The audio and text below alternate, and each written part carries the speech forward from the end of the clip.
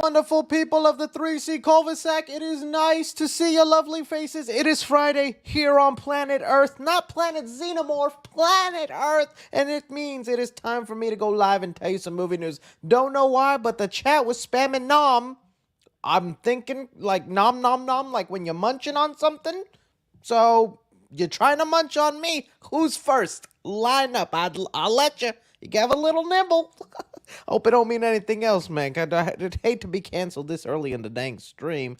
Arise, my child. Good to see you. Where is Chrissy boy? He is here. He is here. Bazinga. I still have to see the final season of Young Sheldon, man. I'm not caught up, man. I need to see whether he becomes adult Sheldon. The twist of a lifetime if he doesn't, man. The twist of a lifetime. Okay. Chris, you gotta show us your dump truck, and I'm not talking about the vehicle. All right, shouldn't have clicked on that one, but we got a great live stream for you here today, guys. I wanted to do it a little bit earlier today, but I was watching Summer Game Fest, thinking we were going to have some glorious announcements to talk about. I really would like those 2 hours of my life back, but I'm going to give you a recap on the best movie-related video game stuff they announced, including Blumhouse and their games. We got the announcement of Angry Birds 3, a new Hunger Games movie that I'm like, oh, this could be good.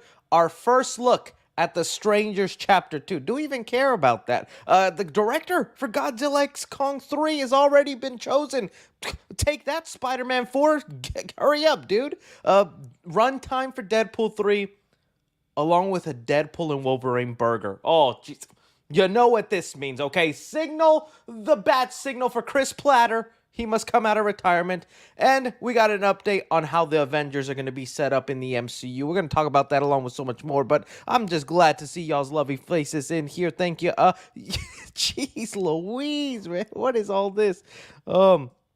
We need Wolverine Popcorn Bucket Review 4K as soon as it's released. I'm going to be there. Oh, yeah, the trailer for Tales of TMNT came out. I did watch it. I thought it was nice. I don't know if that's something I really need to break down or talk about, but I did see it. I'm going to want to watch it. I hear it's supposed to be... in fact, we'll just start off with that since you did ask about it. There was I won't play too much of it because freaking...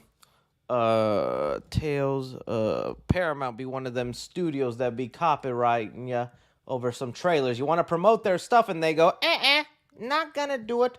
But they did reveal a nice little trailer here kind of showing you. I think the animation of this thing looks great. I like that all the voice casting is back. I'm so curious if anything in here is going to affect the actual movie, the sequel that they have coming up. But all in all, like, I love this. It just kind of sucks that it's only on a streaming service, right? Let me see. Yeah, it says here 12 episodes streaming August 9th exclusively on Paramount Plus. Like, dude, I know maybe today's kids aren't watching Nickelodeon or Cartoon Network and them cable channels, but are they also just getting on streaming services and watching shows? Is that what they do? If you find a 10-year-old or 9-year-old this weekend, go up to them and ask them, hey, kid, you watch cartoons on streaming service? And you better get the answer quick, because police are going to be right behind you going, why are you talking to this child? And I didn't give you those instructions, all right? You're by yourself, man. I'm no lawyer. So, but I did see Cryptic, what's a Cryptic 4K trailer? Is that his name? Yeah, there we go. He posted something about it. Let me see if I can find. Okay, yeah. He said here, this is a scooper who gives us a lot of like when the movie trailers are going to be coming out. And he said, I've heard great things about the Tales of TMNT series. The comedy is praised alongside the action and animation, reminiscent of Mutant Mayhem, but without the 3D. The show comprises of 12 episodes, each with a runtime of approximately 15 to 20 minutes. It seems short, but like I remember the day I grew up and I found out episodes of SpongeBob are like only 10 minutes long. Did you know that? One day I was just like chilling. I saw SpongeBob's on Amazon Prime. I was like, oh, let me pop this sucker. Every episode was only 10 minutes? I didn't even know. Them commercials back in the day, they really swindled you, man. Half runtime commercials, half runtime of some SpongeBob. So that seems pretty standard for a TV show. And I'm looking forward to it. So there you go. Some of y'all were asking me questions about it. And now you know how I feels about it. So let's go in now to our first topic here. Okay. Uh, I need to I need to get this up. So we had Summer Game Fest that just happened, right? Let me see if I can find like a good little photo to talk about it. So Summer Game Fest was this thing where they were just going to be announcing video games, right? It was just like a big announcement, a big panel, and just video game after video game. And although I don't do like a lot of like video game talk and whatnot, let me see here. Summer, let me just pull it up. We did hear that Blumhouse would be premiering something on there. They would also be freaking, let's see, I'll just have that showing right there. They would also be, some people were given rumors that the first trailer for Sonic 3 might be there, and I was like, oh, I definitely gotta be there. And sometimes we get announcements for movies that are turned video games we never knew about, like when Wonder Woman was gonna get a video game, sometimes Spider-Man stuff. I was like, there's gotta be something in here. And I think there was like really only like 2 video game things that were announced. We are gonna talk about the Blumhouse games, because that honestly was kind of the biggest surprise on what they announced. But one thing that they announced right before the actual Game Fest trailer, and this is a good thing I like about video game trailers, is they don't copy strike because it's not movie footage for some reason. But we had them announcing the PlayStation 2 The Thing game is being remastered and is being brought back to consoles. Now, this is a game I, for some reason, never played as a kid. I think I just didn't watch The Thing yet as a child, but I loved the PS2 era of video games, not just because there were so many classic games back then, but also because they were just so many video game movie tie-ins. Like, that was the peak of, like, Ratatouille's coming out, Ratatouille video game. Incredibles is coming out, Incredibles video game. And it was just nonstop. And so they are remastering this game. I never played it. I like the cinematics. It looks really cool. So that's something I'm probably going to pick up and try to relive. Now, I did look at like some photos they released. Don't be expecting this to be like PS4 graphics. Let me see if I can find the actual thing. Some of it like, yeah, that's still pretty much, let me see here. The Thing remaster. That still pretty much reminds you of a PlayStation 2 game. Like, that this is as high quality as the remaster goes. And so don't be expecting anything crazy out of it. But I was like, okay, for those of you who liked it and this is video game related, you're getting it back and that should be fun. So I never played it. I'm going to give it a chance. I love The Thing, the movie. And like, dude, I just miss those kind of game covers. Like, just the movie poster and that PS2 logo on top, dude, the endorphins that hit with something like that. Like, can you imagine if freaking, I don't know, what's a movie? What if there was like a Fall Guy, the video game? Movie was good. It was enjoyable. But, dude, old me would have gone to Blockbuster, told my daddy, I want to play the Ryan Gosling Fall Guy video game. And there probably would have been some fun levels in there, man. That's how I played most of my video games. I rented them from Blockbuster. Such a good old days. Such a good old days. Okay, but aside from that, let's go to discussing films because they had it all, and we'll just breeze by the important announcements that they had from Summer Game Fest. I'm not going to stick to everything here. Obviously, we're just going to stick to the movie stuff. So we already talked about the Thing remaster. That's going to be happening. From there, we got like some Lego stuff. I was like, okay, civilian. I was like, oh, dude, I'm happy for you. This Star Wars Outlaw game does look pretty cool. Right now, the Star Wars community is in a bit of a freaking, how do I say it? Is in turmoil. I know the Acolyte just came out. Don't even waste a super chat or a question asking me if I'm watching or looking at that thing, because just a casual Star Wars fan, and I'm not going to be watching The Acolyte. But I've been seeing so many people fighting over the show, and it's good, it's crap, why is there a fire in space? As a casual fan, this trailer looked cool. So essentially you're playing like a bounty hunter or like an outlaw and you're stealing something. They make the Star Wars universe look really great. So I was like, okay, that's cool. Star Wars Outlaw. The gameplay looks nice. It looks like it's a very expensive game. I'm sure Star Wars fans will tell me in the comment section, Chris, it's actually not a good game because if you're a bounty hunter in space, fire can't be in space, Chris, okay? Dislike.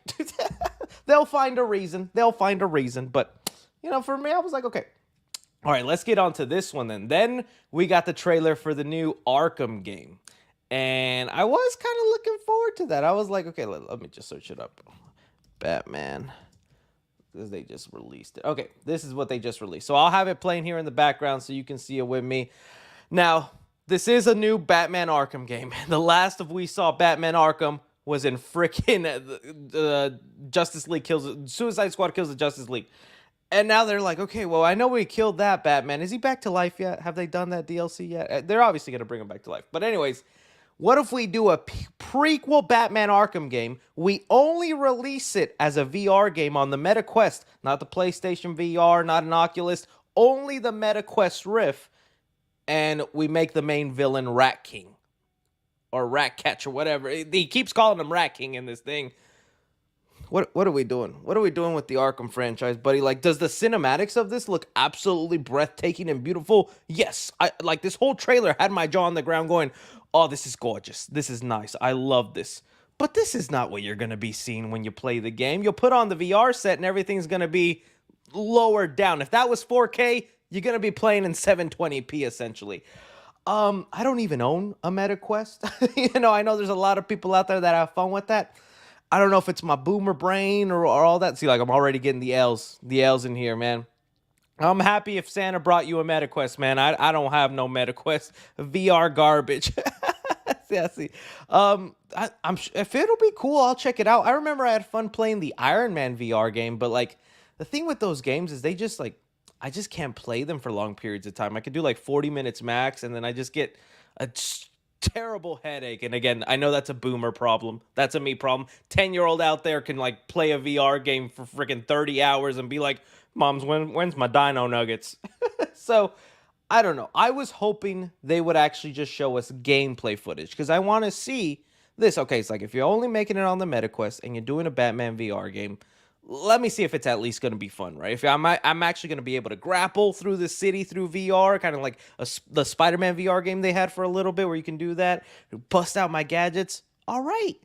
But I don't know. They said they are going to release the trailer the gameplay trailer come at Gamescom. Don't know when that is, but that's when they're releasing the Gamescom. So that was like, okay, just Batman Arkham getting abused. We just want another Batman. Like, did you know they were working on a Batman Beyond game? Until they were just like, let's cancel that and let's do Suicide Squad versus the Justice League. I would have loved a freaking Batman Beyond game. All right, we're moving on from there. We just did that. All right, let's talk about the Blumhouse thing, because the Blumhouse thing surprised me, man. So I really thought, and I'm sorry if I got anybody's hopes up, it's my fault, but if you remember the Jason universe, this thing that they're doing with the Friday 13th franchise where we can't get a movie, but we're going to give you everything minus the TV show, minus the movie or whatever. The people they were following, I'm like, okay, so these are some of the collabs that are up and coming. They're following Fortnite. They're doing the TV show with A24. It's probably going to be a Jason Voorhees Call of Duty skin coming up. And I was like, wait, they're following Blumhouse. I was like, why would they be following Blumhouse? They got multiverses on here and the Friday the 13th game. Jason is in multiverses and stuff like that. But I'm like, why are they following Blumhouse? They're not making a movie with them. They can't make a movie right now. So I was like, oh, that's right. Blumhouse is starting a video game division. And let me see here if I can pull it up. And they had their announcement at Games Fest. And I was like, oh, that's how we're going to get the new Friday the 13th video game. Blumhouse can't get the rights to the movie. They'll get the rights to the video game and do something fun. Turns out, no. They're not even making video games based off their movies, which is what I kind of thought they would do. You think about like an open world Purge game or freaking, what other ones that they have? There's like so many ideas that they get. Like an open world Purge would be cool. A Friday the 13th game if they can get the IP. They've got partnered up with Lionsgate, so they have access to other movies. Instead, they're taking their model of like low budget movies and doing that with video games. So they're going to be focusing on like indie projects and instead just giving them a spotlight. So these are all actually original IPs. They're going to play some of them here for you. It's like a bunch of them. But none of these are based on their movie. So there's no Megan video game, a Black Phone video game, Paranormal Activity, the video game. You could have easily done a Paranormal Activity video game similar to like the early Five Nights at Freddy's games.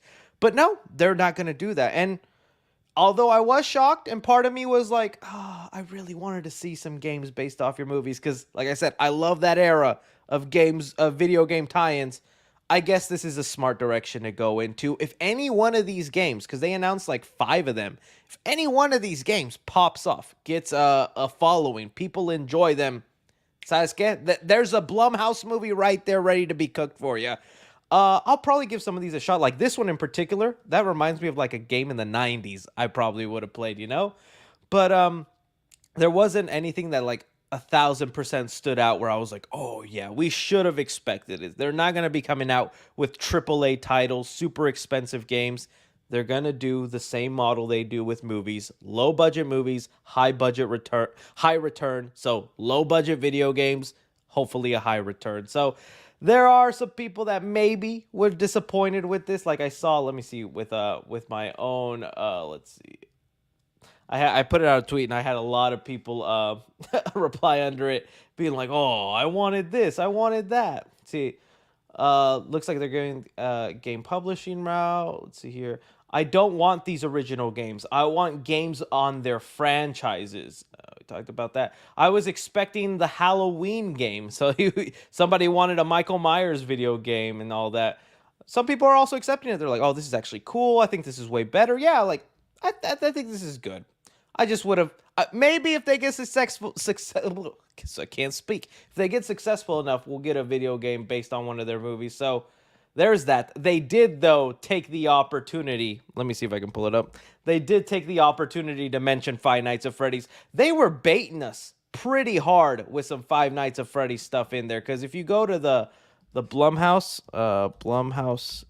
game, if you go to the official Twitter account, which I'm not following here, they said something like, we're going to put the night in something. And I'm like, is it? Let's see, Blumhouse, is it?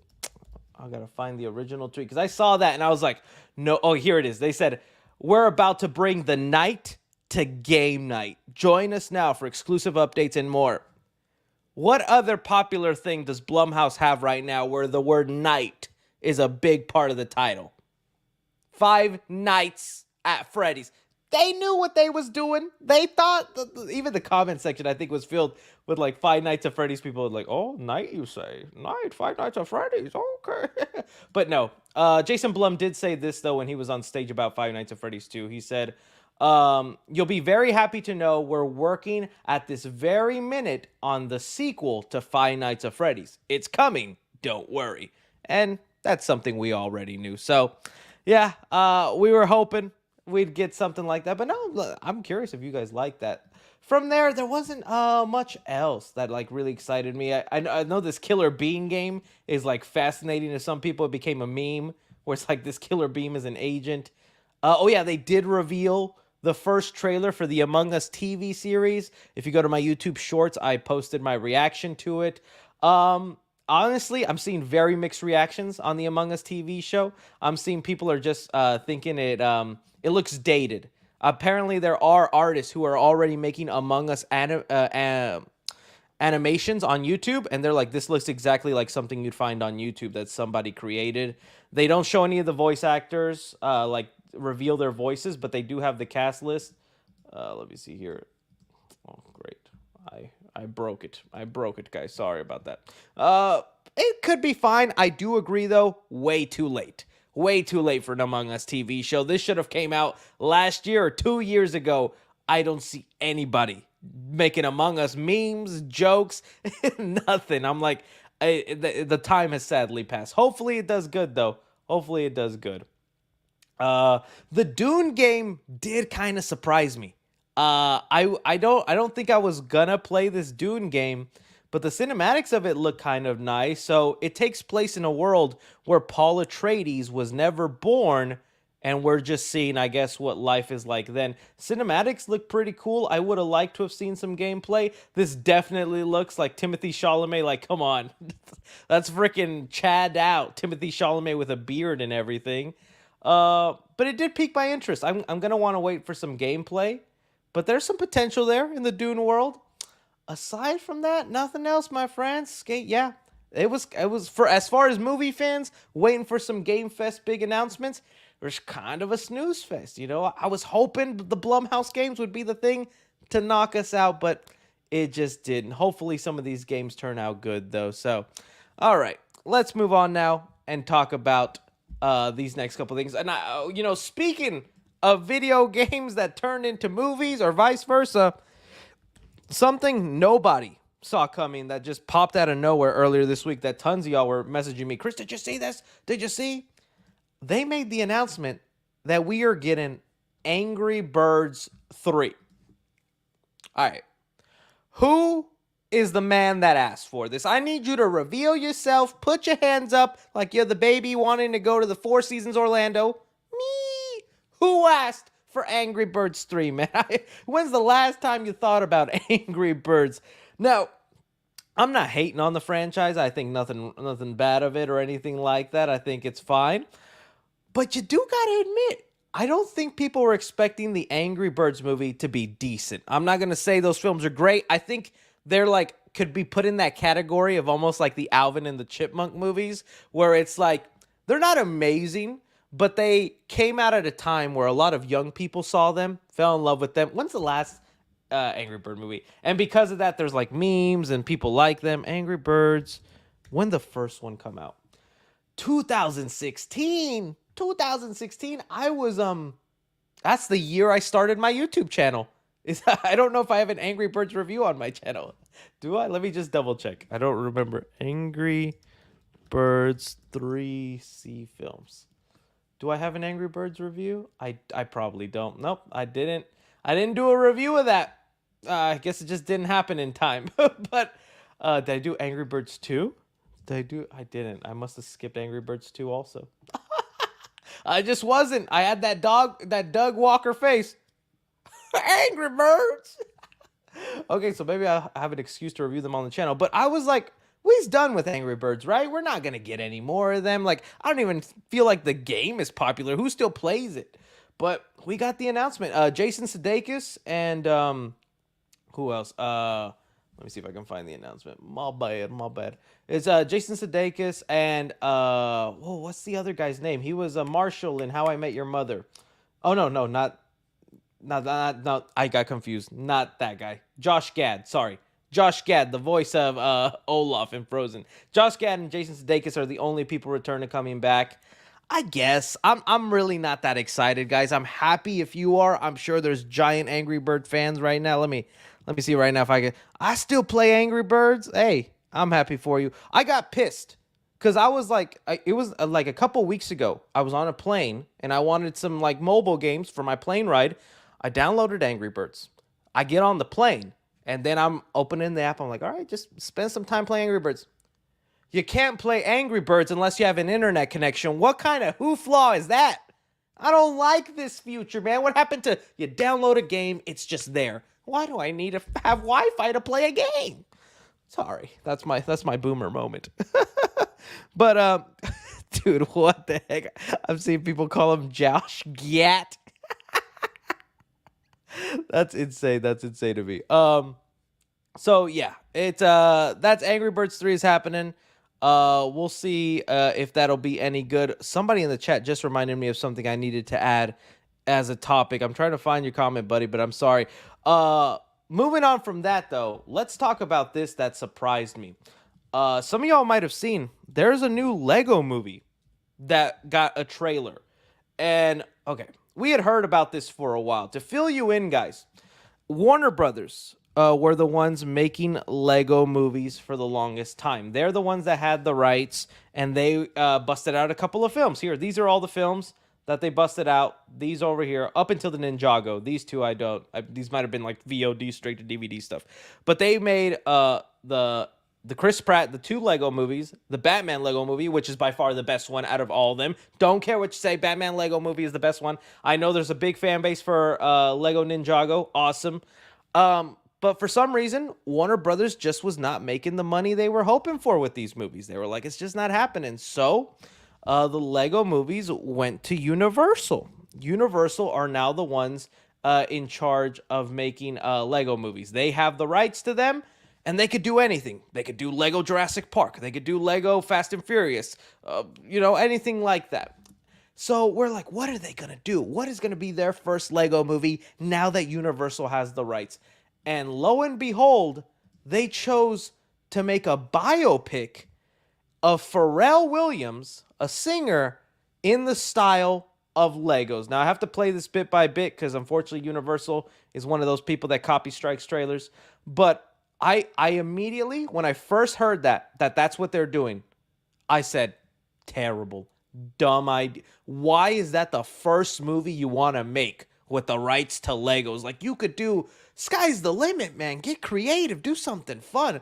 Pharrell Williams, I could go to the street and I bet you, I tell them who's Pharrell Williams, 4 out of them were gonna say, who? No offense to Pharrell, okay? In fact, playing this trailer with the sound, I realized I knew more Pharrell Williams songs than I thought, okay? I was like, I don't even know 2 of his songs. The trailer's playing, I'm like, oh, I know that one. Oh, I know that one. Okay, maybe this guy is a musician. Maybe he's got something. So, already I thought, this is a terrible idea. I don't want to see this. This is like, you could have done something better, Universal. I'm not going to lie.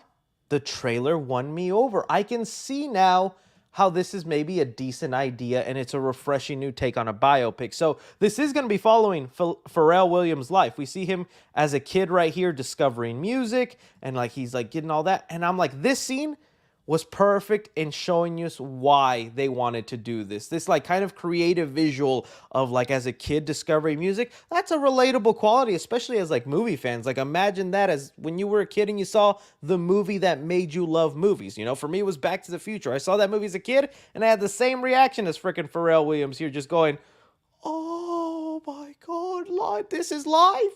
So I was like, okay, that's inspiring, that's sweet, and then it's vibrant and fun. I did see some people complain that they felt Universal's style of Lego animation is not as nice as Warner Brothers. To me, I honestly don't see that big of a difference. It looks about the same, but you know, some people are complaining. So I was like, you know what? For somebody who had no interest in this, I don't care who Pharrell Williams is. No offense to him. This trailer won me over to the point where I was like, okay, I'll actually see this. I don't mind. Like, Snoop Dogg is in here. I had no idea Pharrell Williams was involved with that song. I can't even. Come on. Look at my skin. I can't do that rhythm. Come on now. But I was like, I didn't know that. And like, dude, all the artists that are going to pop up in this movie, freaking Kendrick Lamar, dude. Did you think after all the crazy beef that's been online, did you think the next time you'd see Kendrick Lamar was in Lego form for a new Lego movie? You could have had that name covered also. You would not have told me who that actor is supposed to be. There's no way you could have guessed who that actor was supposed to be. But there you go. It's Kendrick Lamar. You know, maybe he's going to have a scene with Drake and whatnot, and they're going to be hashing it out in the Lego movie. But it's so many. Like, let me see. You got Busta Rhymes. Freaking Busta Rhymes in here. I saw a lot of Lego purists also complaining about the headpieces because they think it's weird that they did that they didn't have it be the regular Lego head. Like, let's see. Let me look up like, well, Emmett has hair, but Lego, bro, nothing nasty better come up. Lego head, please. Okay, jeez, thank goodness. All right, like they were wanting it to come out like this with a little point on top, and I seriously saw so many comments going, "I don't like the head shape. Where's the little thing?" I'm like, this looks fine. It looks cool, but Busta Rhymes is in there. Jay-Z, freaking Jay-Z is in here. That does not look like Jay-Z. Who is this? You could have told me that's The Weeknd, and I would have believed you.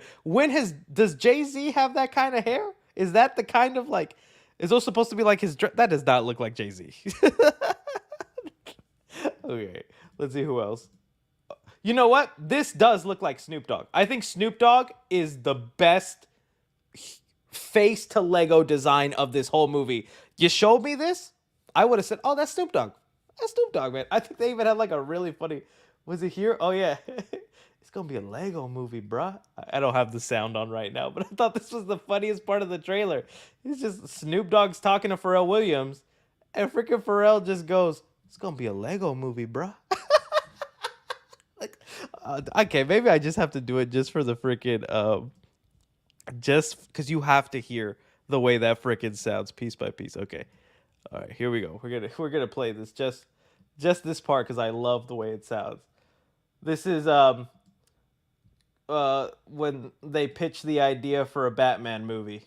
Man, this gonna be a Lego movie, bruh. I don't get like it's gonna be a Lego movie, bruh.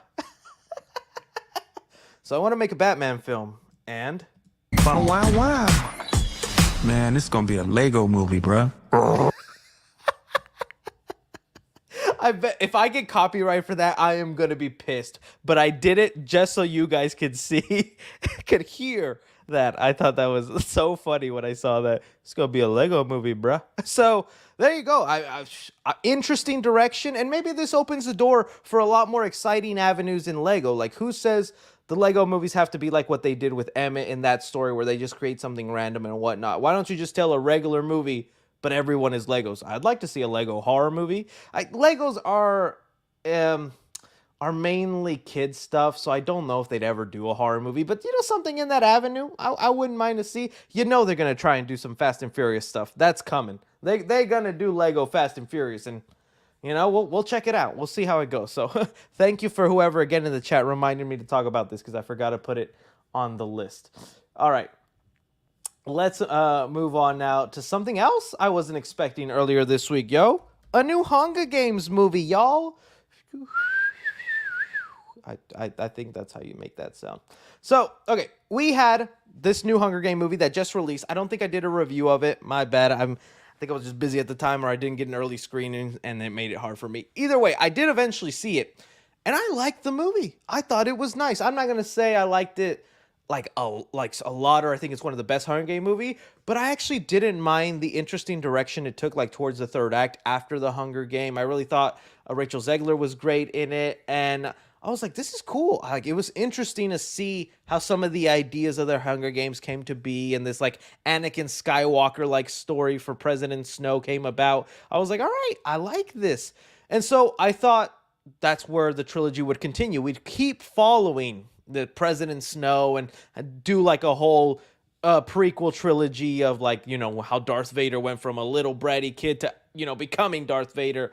But no, they announced that the next movie is going to be titled, this is also a book. The book comes out March 2025. The movie is November 20th, 2026. So you could read the book a year early, and then you'll get the movie next year. But they said here, a film adaptation of the new Hunger Games book, Sunrise on the Reaping, is officially in the works at Lionsgate. It takes place during the second quarter quill won by Hamish Abernathy in theaters November 20th, 2026. Let me tell you, now I am extremely excited for this Hunger Games movie. As someone who's just a casual fan, I say casual fan, but believe it or not, I read the first Hunger Game book. In fact, some 3C lore for you a little bit there thrown out your way. The Hunger Game book and movie was the first time I experienced the book was better. The book was better. And it ruined me. I was like, why would I spend time reading something that's going to ruin my movie experience? It's because of the Hunger Game. I no longer try to read books based on movies now, okay? I don't do it. I want to see the movie. I want to enjoy it. But it was the first time, like, I totally got it. That's like such a cliche thing to always say is, the book was better. The book was better. And it's like, yeah, the book actually was better. It was very detailed. I was so into it, and I saw the movie, and I was slightly disappointed. I was like, oh, they didn't put that detail. Where's that character? How come they removed this? I just turned into a whiny brat, and I was like, I'm not reading the rest of the Hunger Game books, and I'm just watching the movies now. But that's what I did. And someone said, weird flex. I'm not flexing. I'm just giving you my life experiences, The only other time I did it where it actually turned out okay was for Ready Player One. I read Ready Player One. I didn't read the last chapter, and then I went to go see the movie, and that ended up working for me. So, maybe do that. If you have a book and a movie coming out, just don't read the last chapter and see the movie, and that way maybe there's something for you. Either way, back to Hunger Games.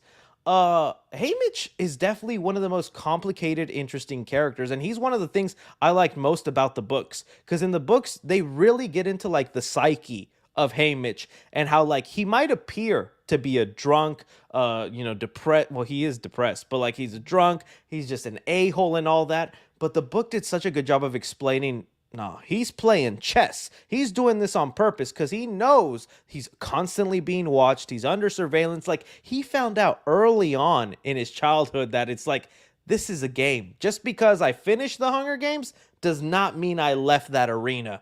I'm always playing the Hunger Games for the rest of my life. Like that's kind of how they describe it in the book. And so I think this is going to be so interesting as a movie to see Haymitch in the games.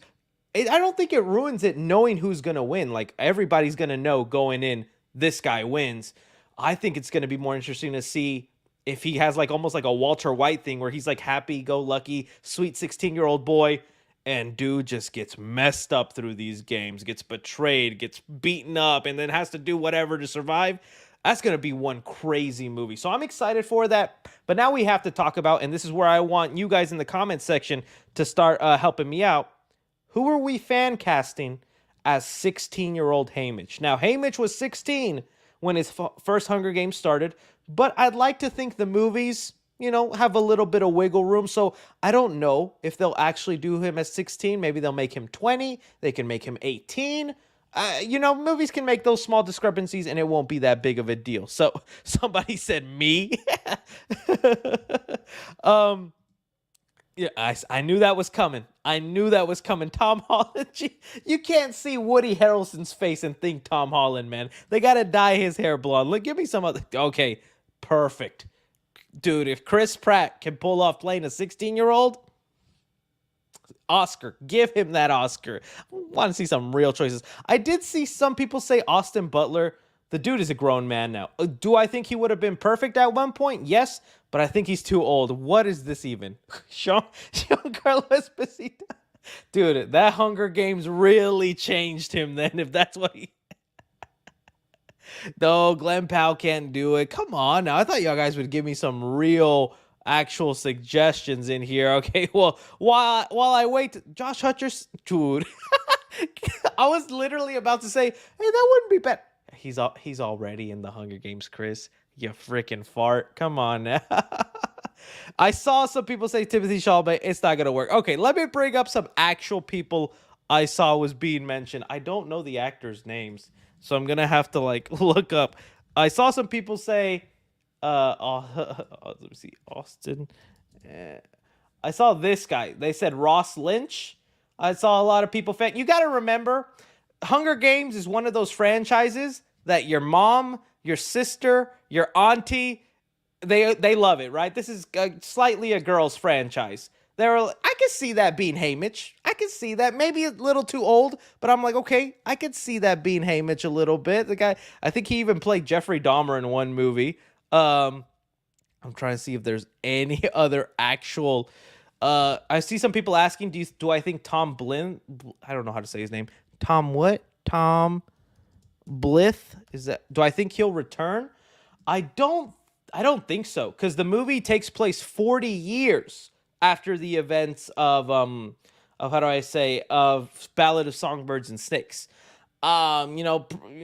Makeup and effects to make someone look old is very advanced.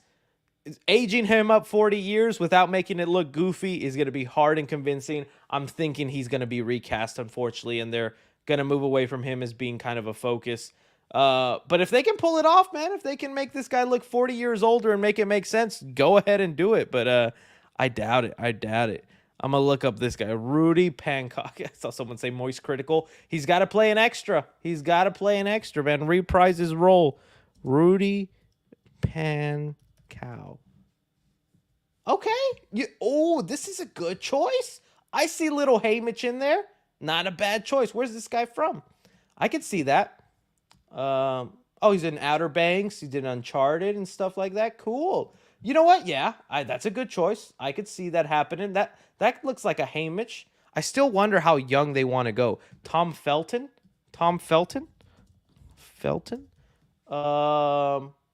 I think he's too old, man. I like him, but you telling me that's a 16-year-old? Hooray! Bill Skarsgård. Yeah, dude, this guy, you need to go younger, my friends. Younger. Gabriel Bateman. Dude, I'm going to say yes just because he knows me. You guys remember Gabriel Bateman back in the Child's Play days?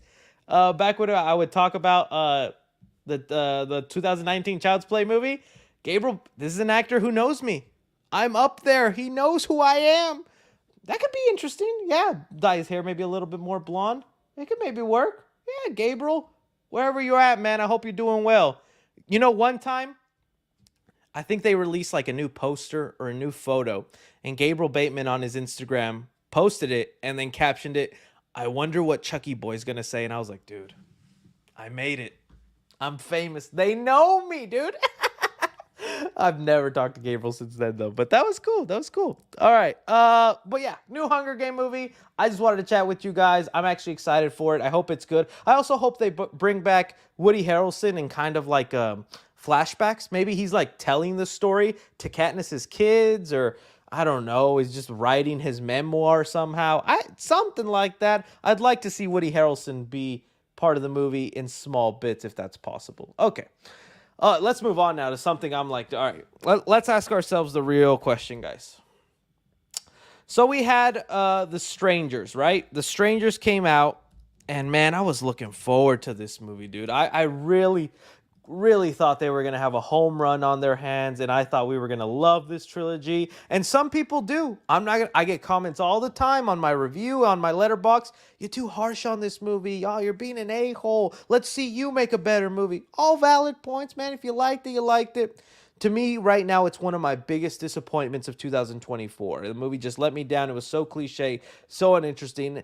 And I thought they didn't make The Strangers scary. And for a rated R movie, you barely had anything in there. But I was like, all right, fine. I know you have Strangers 2 and 3. Those movies, now a lot of pressure is riding, especially that second one, for me to be interested in again.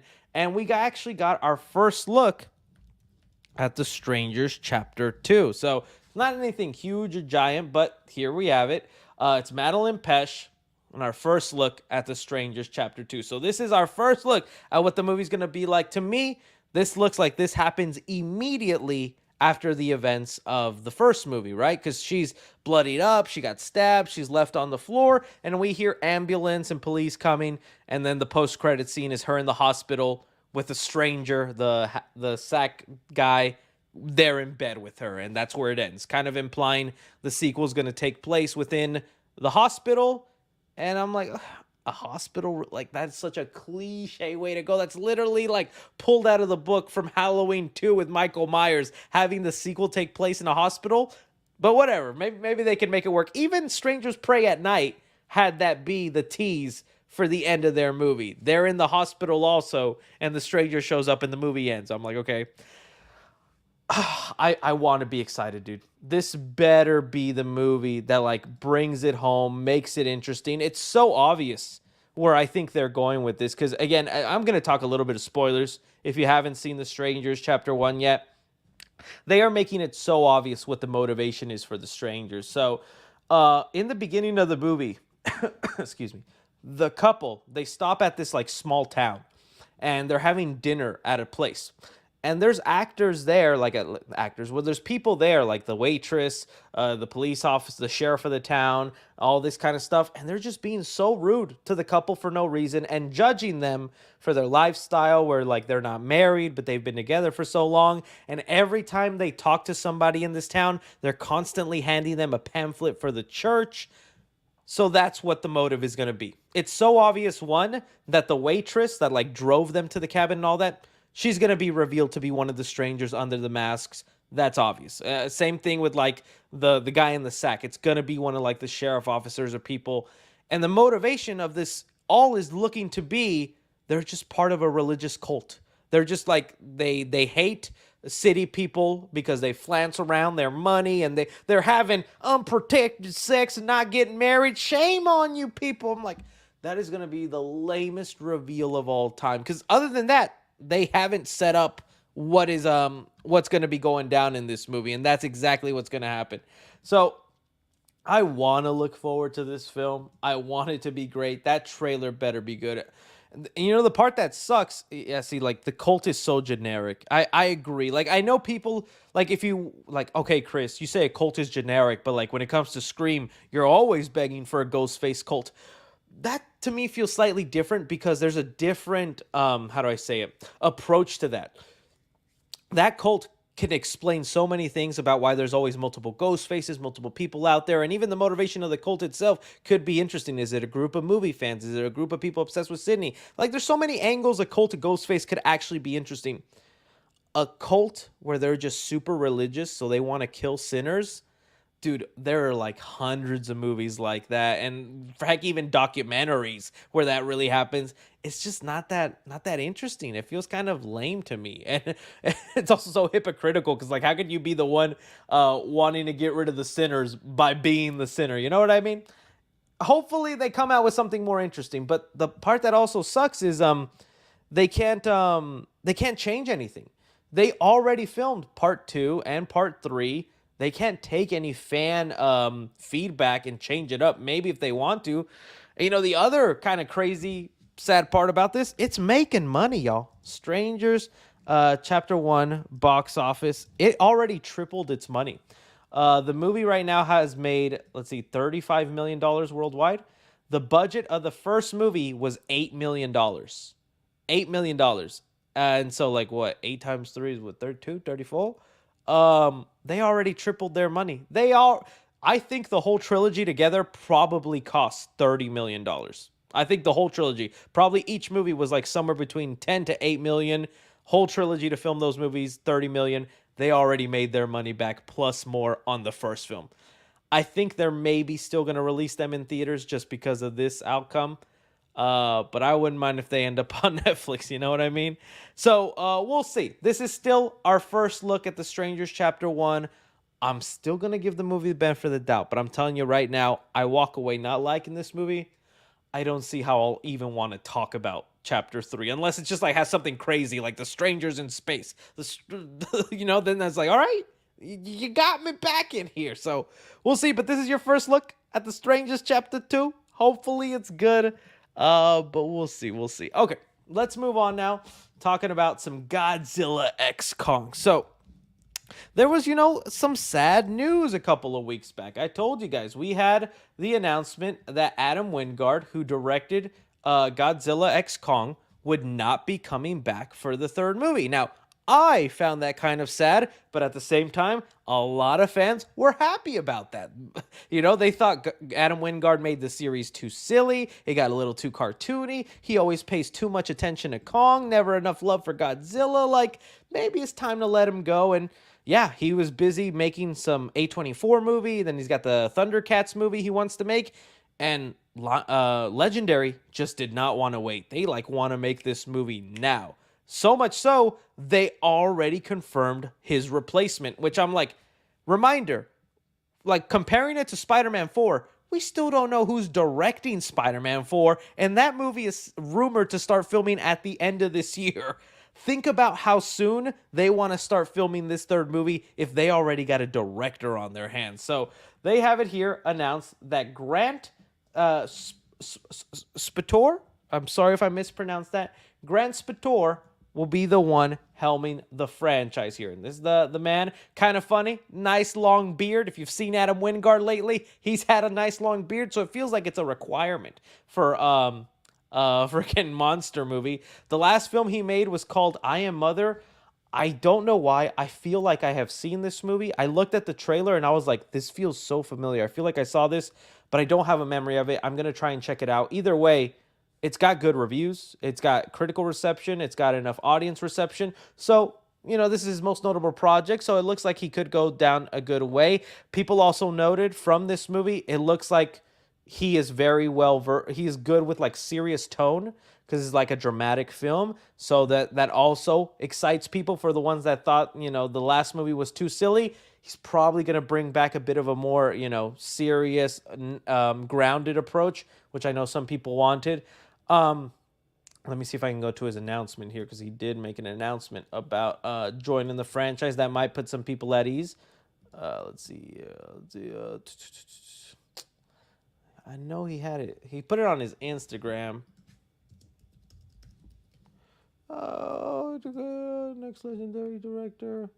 But basically, if I can't find it, just because it'll take a little bit of time, he just basically said, "I'm honored to be part of a group of directors who have done great with the MonsterVerse. I've been a big fan of monsters since I was a kid, and I can't wait to show you what I'm gonna do." So he is a MonsterVerse fan. At least he says he is. You know, sometimes people say that. I get the impression he seems like a nice guy. I like that he also paid tribute to like the previous directors. He's like, so many legendary people have worked in the MonsterVerse, and Wingard, you know, Gareth Edwards and stuff like that. So it's like, okay, cool. I just I guess I'll have to see, you know? I hope it turns out good. The only thing I kind of want now is for them to still keep it entertaining blockbuster. Nothing against the 2014 movie, because the Gareth Edwards movie was pretty good. But if we go back to kind of that slower tone, I feel like maybe it just wouldn't do as big as like this one did. Because I feel like the reason this one made a lot of money and had a lot of people is just, it feels like a fun time at the movies, you know? I definitely don't want it to get too silly, but I want that energy to still kind of be there. Like where it feels like Kong and Godzilla were almost like chums. You know, that whole scene in Egypt where like Kong is like, "Hey, we gotta go down here. Oh my God, why are you attacking me?" I love that kind of energy in the movie. So I hope he still kind of has that kind of almost like boxing match wrestling banter between the two. The villain that he chooses is definitely going to be like the big thing about this movie, because I know in the chat people are already saying, you know, like have Destroyer in there or have Space Godzilla. I mean, some people still want Biolante. As much as I like Scar King and I thought they did something interesting, I do think it's time to go back to an old villain from the Toho movies and just kind of update them. I would love what is it? I can never say the name. Gigan, or who's the one that they wanted? I forget the name of that they wanted Dan Stevens to play. Let's see. I literally forgot the name last time too. It's a X-Kong Dan Stevens. I know Gigan is the one I want. I know that's not the right. There we go. Jet Jaguar. There we go. I want Dan Stevens to be Jet Jaguar. I've seen all the edits and like his clothing. People are thinking like maybe it was a match, but you know, who knows? I think Adam Wingard was setting that stuff up, and there was like a Gigan Easter egg. Let me see, guys. It looks Kong. Gigan Easter egg. Oh, come on now. Yeah, they usually have it show up here. Godzilla X Kong. Easter eggs in the New Empire. It was like a wall. They didn't show it. It was like a graffiti wall, and it had some like an alien ship and all that. I'm thinking that's where they're going with the MonsterVerse, is leaning a little bit more into like the alien side of things and doing something there. But yeah, I know Jet Jaguar is a hero. I was saying that's why I want Dan Stevens to be in the costume, and that's why I've also said that I want you got to think the humans want to do it. They're spending money to give Kong these like upgrades, and how much they're destroying cities. I need Jet Jaguar in there, and I want him to be the guy to like move the monsters to like the desert, or move them to like the like Antarctica, and be like, guys, we can't destroy cities. I think that'd be so funny to have the monsters fighting and Jet Jaguar is just like playing cleanup, you know, almost like that scene in Rush Hour where Jackie Chan is fighting the bad guys, but at the same time he's trying to make sure like the Voss isn't falling. I think that would be such a great comedic thing to do. But then again, that's not why I'm making these movies. You know, there's more cooler people out there. No, I know he's a robot, but the idea that he could be like the controller of it, I think would be so cool. Like, you know, like Pacific Rim style, or controlling it from afar, I think would be so cool. You know, because they already kind of did the like sentient thing with Mechagodzilla, and that obviously didn't work. I know people want Mecha Ghidorah, but I just don't know how they would make that work. Because technically, Mechagodzilla was Mecha Ghidorah. Because wasn't it the head of a Ghidorah, of one of the Ghidorahs, like in Mechagodzilla, and that's how they had it happen? I don't know. Maybe I'm wrong about that. But yeah. So we'll see. We'll see what happens, man. I'm excited. I'm sure we'll find out more stuff in the coming weeks. But dang, I feel bad for Adam Wingard, man. I kind of wanted to see where his trilogy would have ended. Maybe he'll come back another time and make a final Kong movie. Okay, let's move on now to another topic here. Okay, Deadpool. Let's talk some Deadpool here. All right, we got an update with Deadpool 3, kind of several updates. Let's start off here with the runtime that finally got revealed for this movie. Deadpool, Wolverine. All right, so we got revealed that the runtime for Deadpool and Wolverine will be 2 hours and 7 minutes long. It'll be the longest Deadpool film ever. That's a good runtime, you know.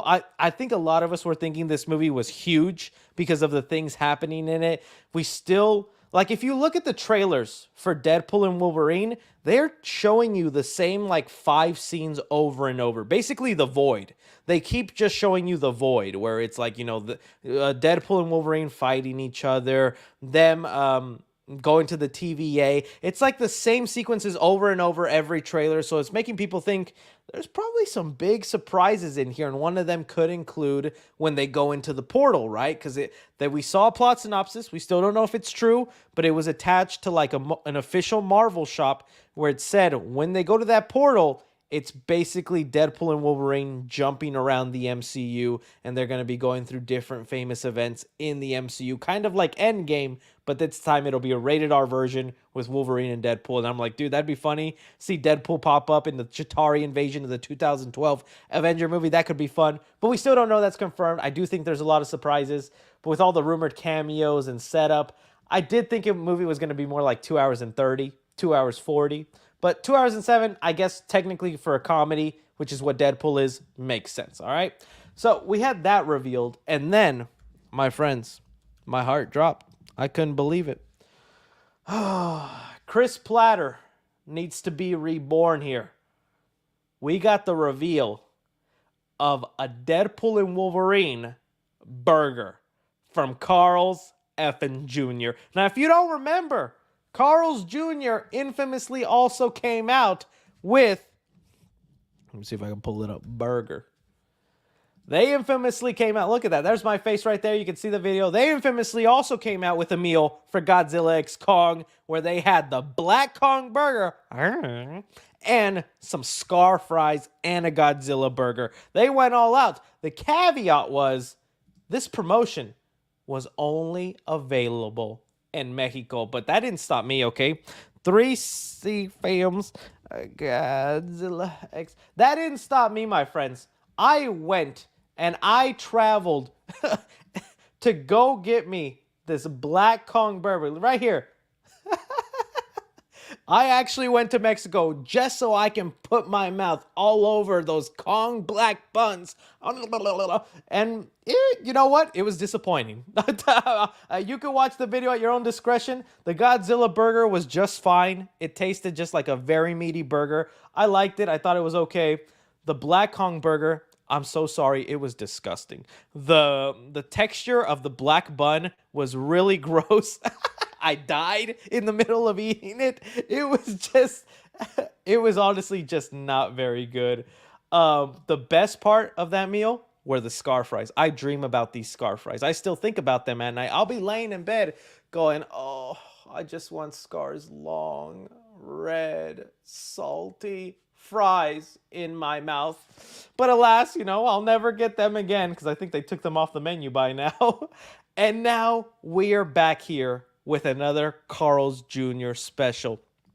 What is going on here, Carl's Jr.? Why do you think us Americans do not want a taste of these Deadpool and Wolverine burgers, okay? You know how much publicity you lost out on not bringing the Black Kong burger in America? You guys don't remember like the Grimace Shake or like the pizza? You guys remember the Batman pizza? It's like the same promotional items I talk about all the time. Batman pizza. But the Little Caesars Batman pizza, which I also tried, and there's a video of me eating it on the channel. Dude, people go crazy for this stuff. There'll be people making TikToks, Instagrams, taking photos of just eating this stuff because it's related to one of their favorite movies. It's like such easy promotion, but they're like, only the Mexicans can get it. And you know, while I respect the Mexicans because I'm one of them, you know, a plane ticket to Mexico ain't cheap, Carl's. I need you to bring this stuff to America here. So, and you know what? I'm honestly even a little disappointed with the burger. It doesn't look like, you know what I think like the big difference is between the Deadpool burger and the freaking Wolverine burger? Mustard and ketchup. SpongeBob reference for y'all. That literally looks like it's the only difference is you either get ketchup in the Deadpool burger or you get mustard in the Wolverine burger. Yo, I love doing stupid expensive stuff for this channel. But if that is the only difference of these burgers, I don't think I'm making another Mexico trip. If they turned that burger red and that burger was yellow, like the buns and all that kind of stuff, fine. I'd jump on a plane and give me some Charles Xavier wheelchair fries. I would have been there for it. But I'm like, this is not it's not calling me out. It's just like, it's just an easy way to slap the logo on. So as far as burgers go, this was disappointing, man. I mean, I'm still thinking the Spider-Verse burger was like the best thing that happened. Like, again, that one also got a lot of promotion. A lot of people, I think it was a trend online though, that like once you ate it, you went to the hospital. It was like, don't eat the Spider-Verse burger. But hey, it was fun. I knew it was actually kind of good. This was a good burger. I don't know. Every time I see it, I think it's going to taste like watermelon, but it never does, you know? So, Carl's Jr., you missed out on stuff. And you know what? They are not the only company that fumbled the bag, my friends. Did you know Deadpool is also getting a pizza? Oh, it's a triple threat, my friends. Yep, that's right. I'm not kidding. The Meaty Mayhem Deadpool and Wolverine pizza now available at Yellow Cab Pizza locations. They fumbled again, my friends. So they have a Deadpool burger. Deadpool and Wolverine pizza. You get a cool box. Look at that box art. That's so awesome. And you can even buy it in individual slices, and it has like the whole best friend thing. But it's only available at this Yellow Cab Pizza Bruh. Can you collab with a place that is nationwide? I looked up the nearest Yellow Cab Pizza to me, 4 hours away. 4 hours away. Now, that is a lot more doable than the Carl's Jr. burger. That I might do that one. I'm no promises. I might be able to pull that one off. But still, I'm like, yo, you remember when like Pizza Hut would freaking, let's see, Pizza Hut TMNT. Let's see, Pizza Hut would always partner with like TMNT, and although they didn't have like did they ever have this? What? Is this a real thing? Whoa, Pizza Hut now has mutated ranch for their latest. When did this happen? I want some Ninja Turtle green goo in my face. When did this happen? 2021. I missed it. Oh my God, I could have had some green ooze. See, but like, at least that's creative, man. And that's Pizza Hut. There's a Pizza Hut all over the U.S., dog. What? And you know, they have these cool boxes. Oh, they did it for Mutant Mayhem. That's so awesome. I was like, dude, why can't you just do this? Why is that so difficult, man? The Mutant Mayhem did it. So, yeah, man. Another missed opportunity here. So far, the Deadpool and Wolverine promotion has been really spot on, but it just... I think they kind of missed the mark on here. They could have done something cool. You know, they're also saying they're doing the pizza collab because there's a rumor that that the Pizza Time Spider-Man, that the boss that Peter Parker has in the Sam Raimi Spider-Man movie, where is he? I'm trying to see his face. Joe. He's like, "You're a brilliant kid, Parker, but you're lazy," or I don't know. He says something like that. I forget the whole thing. I almost had it. Hang on, one sec. I almost got it. Where is it? It's not Mr. Dolkovich. I spent too much time. I'm committed now. I have to go see it through. Whatever, I'll just click on the dang video. Whoa, Parker! They're saying that he's showing up in the movie. That there's a trailer where they're like sitting down eating pizza, and the whole menu says Joe's. It's like Joe's Pizza, Joe's Pasta, Joe's this. So they're thinking this is why they did the promotion for Deadpool, because it's going to be a little Pizza Time reference in there. No word if Toby will be in there, but, you know, you'll have him pop up, and that could be nice. Oh, Scarfries, how I miss you. Okay, moving on now from there. Okay, let's talk about Captain America, and then we'll get on to the freaking Super Chat. Oh, we got an update to Freaky Friday 2. Julia Butters will star in Freaky Friday 2. Oh, that's cool. Miss Butters. She'll probably end up playing the daughter of Lindsay Lohan's character. She looks familiar. What did she show up in recently? Let's see what movie she was in. I like Lindsay Lohan, man. I would love to see a Parent Trap too. Monsters at Work, Queen Bee. Oh, The Gray Man. She was the little girl in The Gray Man. That's why I recognize her. Oh, and she was also in The Fablemans. Okay, cool. Well, there, a little Freaky Friday update for those of you who care. Should be fun. What? Jesus, man. The freaking first comment is, what about Skibbity Friday 2? The world that we have today, man. Skibbity Toilet Friday 2. That's what we needed. What was I going to talk about? Okay, Captain America. So you guys remember, we talked a lot about these set photos for Captain America Brave New World. Now, if you don't remember, let me pull them up, because now that we have this small update, and you could see I was right and we weren't just making stuff up. 3C clips. We had a photographer who does all the photos for like Marvel sets, and they were talking about Giancarlo Esposito was on the set of the movie, and then this is the description that they gave us, that this is what he would end up looking like. And I thought it was the funniest thing that somebody just drew this, and we're like, come on, how real is that going to be? Well, it turned out to be real. Like, that's the pretty much identical photos. There's not a detail missing. Maybe the blue hair. They did say he would have blue hair, but maybe that was a lighting issue. So Giancarlo Esposito is playing some sort of villain in Captain America, and they're doing that during reshoots. Still have no idea who he's going to be. Tons of people guessing. Kind of a cool outfit. Looks like the guy is almost like Blade with like a bunch of weapons. Is going to go after Sam Wilson. So that came about, and we also had like these little rats. I don't even know what's going to be happening. A car crash in there. Like, dude, it's crazy. But the thing that got me the most excited was freaking the OG suit is coming back. Now, I say OG suit, but the suit he had in Falcon and the Winter Soldier is returning, baby. Ooh, I am so happy. Now, there's no guarantee this will be the final suit of the movie, but man, I'm just happy this suit is back, because I think this is the best Sam Wilson Captain America suit. Not the best Captain America suit, including Steve Rogers, but as far as a Captain America suit that fits with his identity and makes him stand out as his own person, I love this white suit. I think it looks so cool, and I was not like a fan of the other suit that they were showing off in these photos. It just looked, Captain America. It just looked like it would have been a Steve Rogers suit that he had in his closet. I know some people like it, but it just seemed so basic.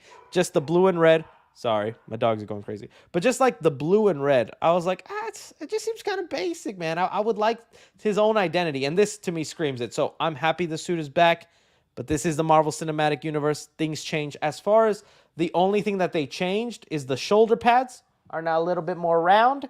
They're not as pointy, and they got rid of the cowl. He used to have like a neck piece part that would like go up to his face, but apparently the CGI department had like a horrible time fixing that, because there would be like little air bubbles in it and it would look bad, so they'd have to CGI it. It was terrible. I'm fine that they got rid of it. I just hope they keep this suit and it's like the final battle suit. I think it looks awesome.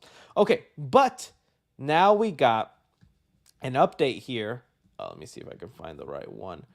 About the Avengers and how they're being set up. So this just came out right before I went live. It said here that Wong will reportedly be assembling new Avengers in Captain America Brave New World. Now, the source of this is coming from Alex P. He's a writer for the Cosmic Circus, who's a very reliable source. They've gotten a lot of stuff right, so I for sure believe this information.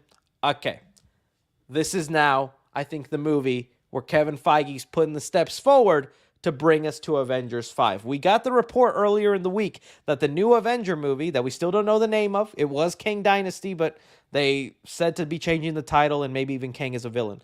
But they said over 60 Marvel characters will be part of that film, and you're like, dude, what?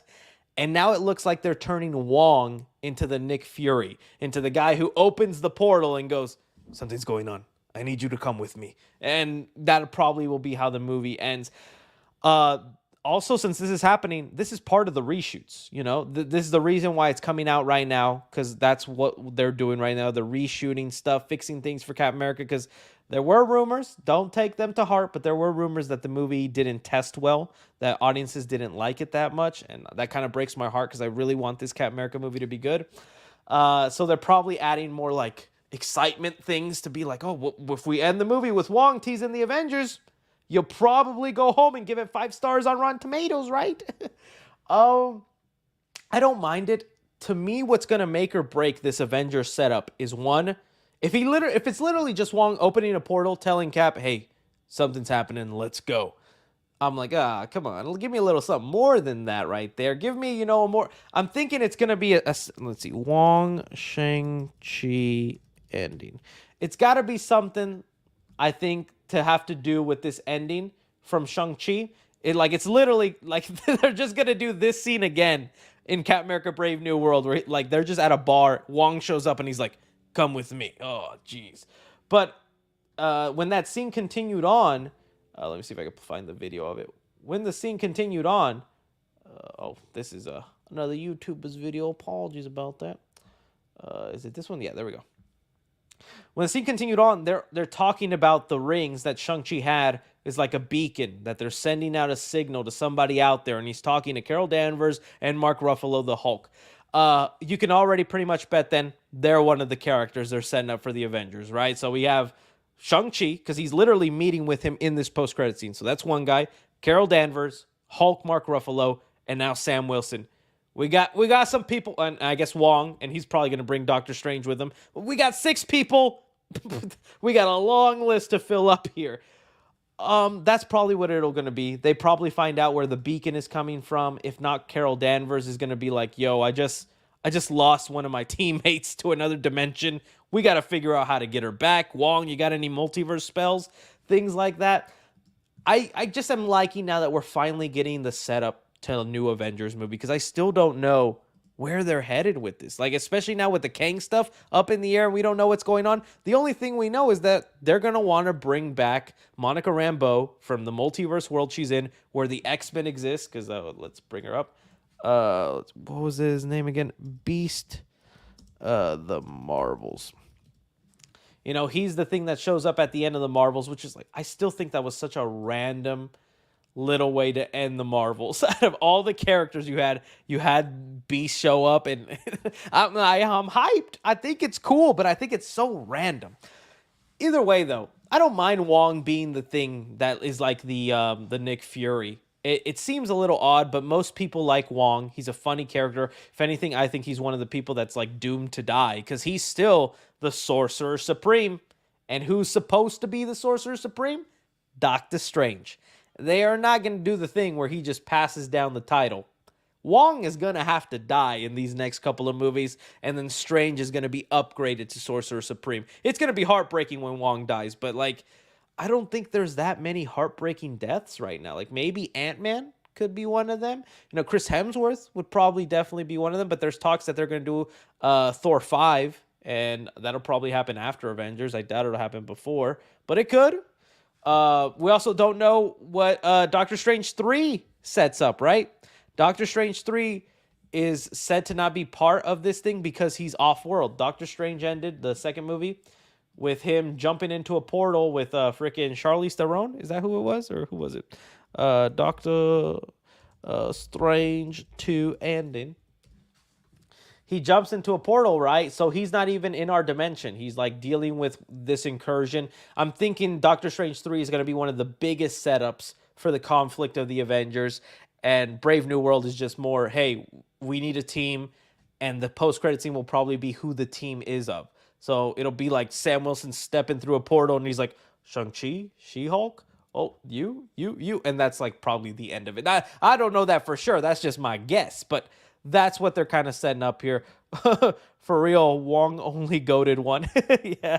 So we'll see, man. That someone said that hair wig is crazy. Yeah, it's kind of. I'm assuming you're talking about Benedict Cumberbatch. It's a really strong hairline if that's him, my friend. But that's good for him. So we'll see what comes of that. I still hope Sam Raimi directs this third one. We don't know if he is or not, but I really like Sam Raimi's visual style. And he was brought onto the project a little late, so I felt like he didn't have enough time story-wise to make it his own. And I think if he gets that in the third movie, he could really shine. And then maybe he gets Secret Wars, because we still don't know who's directing Avengers 5 or Secret Wars. But there's your setup for the new Avengers movie. Hopefully it's good. All right. That was all the topics I had. So now it's just time to talk to you beautiful, lovely people here. Okay. So, oh my God, that got bright. All right, let's get into some super chatty chat questions here. We got Stranger Thing 5 news. I'm not following it like crazy. But I know there's like a lot of set photos. I could like look them up for you. Stranger Things 5 set photos. I am excited for the season and I want to see how it'll end, but we don't only got much. Like, we have that actor here. We got him on set. We got some things over here popping up, crazy things. Like, I want to know how it'll all end, but I'm not really following this stuff like closely. Ooh, this looks dope. Look at that. This crazy car. This is probably in the upside down. That's a crazy. It looks like a Venomized car. They got that Venomized horse. Got that Venomized car. I'll look into it, and if I find something interesting enough, I'll make something on the Clips channel, my friend. But tons of set photos online of them currently filming it. I know here was one of Jamie Campbell, so it looks like we're gonna get more flashbacks of Vecna, which I'm down with. Which, yeah, right, that's the guy who plays Vecna. Maybe I'm wrong. Yeah, we'll see how it goes though. Looking forward to it. Looking forward to it. All right, let's move on here to say which of these anime properties would be the best for a cinematic universe: Pokemon, Yu-Gi-Oh, or Dragon Ball. If we're talking, excuse me, if we're talking cinematic universe, I'm going Dragon Ball. There's like tons of characters, several different thinking as like a money hungry executive. Oh, we could do a Planet Namek series. We could do a prequel of the Saiyans before it blew up. We could do a Frieza soldier series. Like, dude, there's so many ways you could do a Dragon Ball like endless story. A prequel about young Goku and Krillin training under Master Roshi. We could do this. We could do that. We could do a show in future Trunks' alternate universe. Like, Dragon Ball is like the endless cycle for me. Pokemon, I'm sure you could get away with. Yu-Gi-Oh, I used to be really into, believe it or not. But I don't know if you could expand that a lot into it, unless you get into those later sequel shows, which I just didn't follow and didn't get into. But I'm going to go Dragon Ball. Hey Chris, first super chat. Hope the movie is going well. Movie's going well. Listen to your lives videos at work and makes go by 5 times faster. I appreciate that. You amazing, man. Also, what's your most excited and least excited movie/show for 2025? Now, for a while, it seemed like 2025 was going to be insanely packed with just amazing stuff. Let me see. 2025 movies. I know Stranger Things is for sure going to be on that list for like movie stuff. I mean, for shows, but for movies, it would have been the Batman, but I guess right now it's going to be Superman Legacy. Superman Legacy is my most anticipated show. Show. Look at me, man. I'm freaking. That's how you know it's the end of the week, man. I'm tired out. The Michael Jackson movie, dude. I'm starting to get more excited for it. Like, I know it's a little controversial and there's things going on about it. I grew up a big Michael Jackson fan. I was so much of his music, so much of his music videos. I was kind of obsessed as a kid. I would have liked to have gone to Neverland Ranch, but I hope that movie's good. The Lilo and Stitch movie, is that even happening this year or not, man? I don't know. That's just some of the things I'm looking forward to. But 2025 is already an insanely packed year. I can't think of like what shows are coming. 2025 shows like The Last of Us, or is that this year? No, it's not coming out this year. I'm not seeing anything crazy. Definitely not any Disney Plus shows, man. I'm just kind of sick of that stuff there. But I appreciate your support, my friend. I appreciate your support. Hey, Chris, remember when the Child's Play reboot was coming out and you reviewed all the previous Chucky movies? How come you never did Cursor Cult? I was going to do it leading up to the TV show, and then the later Chucky movies, I don't know why. Maybe it's because they went straight to VOD.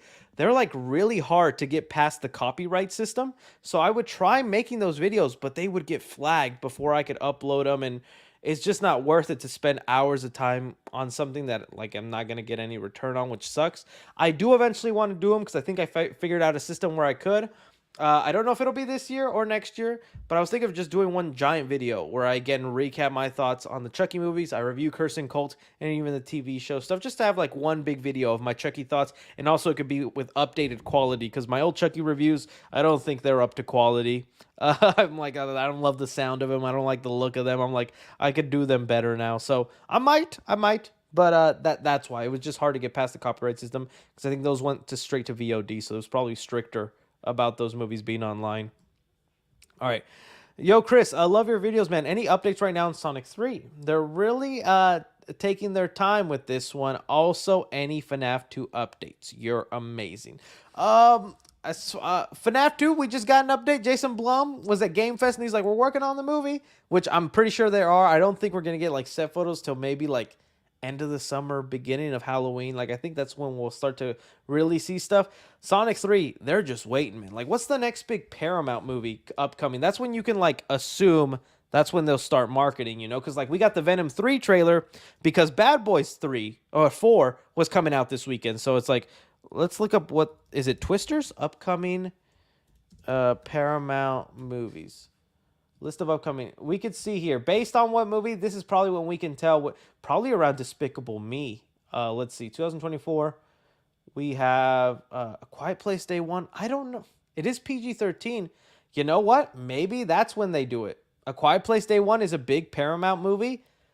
If not, they might wait, which would suck. They might wait till Transformers 1, because that definitely for sure fits more the demographic of a Sonic crowd, right? Like, sure, you know, Sonic can be a little suspenseful and like chilling, especially with Shadow in there.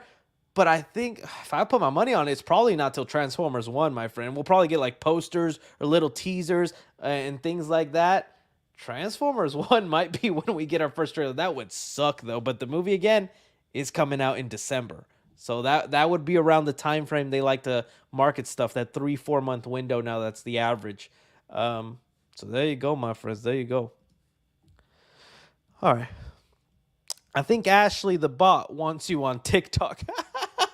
Yeah, if you guys don't know, and follow me on TikTok if you haven't already, but on TikTok, there's this bot named Ashley that as soon as I post a TikTok is just immediately the first comment. And I don't know what ChatGPT, Skynet thing they do, but she always just has like a weird description of my video. So if I did a video on like the new Sonic trailer, it'd be like, whoa, Sonic the Hedgehog back to fight Shadow. Is this movie gonna be awesome? Like, oh, that's literally how it goes, and it's so annoying. And because it's a bot, it gets like 1,000 likes within 2 minutes, and I'm like, my video doesn't even have 1,000 likes yet. TikTok is a strange place, my friend. It's a strange place. It's a strange place. All right.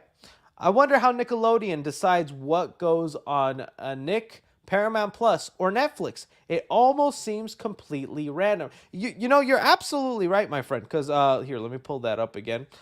Speaking of that, like Netflix just had like, I guess, like a mini announcement video where they announced a bunch of stuff here. So they gave us our first look to the Plankton movie. Let's see if we pull it up. The Plankton movie. It literally just got like yesterday. This is your first look at it. Let me see if I can get a better photo. All right, the Plankton movie. He's got a little dog plankton on him. Dude, they were not kidding. I forget the name of the guy who created SpongeBob. Steven Hindenburg. What was his name? Steven Sponge. I gotta respect the man, right? Steven Hillenburg. Okay, he's the creator of SpongeBob. And when he was alive, he was like really huge about, we're not doing spin-off shows. We're not making 1 million movies. We're not milking SpongeBob. Not over my dead body. Then he died.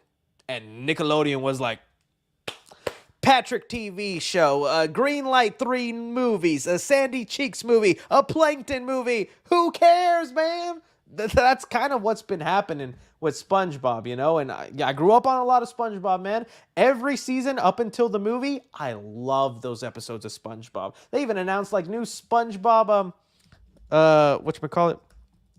Funko Pops. And I was like, oh, dude, I gotta get those. Some of my favorite episodes there. They have Doodle Bob. That's my Doodle Bob impression. They have Caveman SpongeBob. They have the glowworm episode there. The get to the can I? Oh, such a good episode.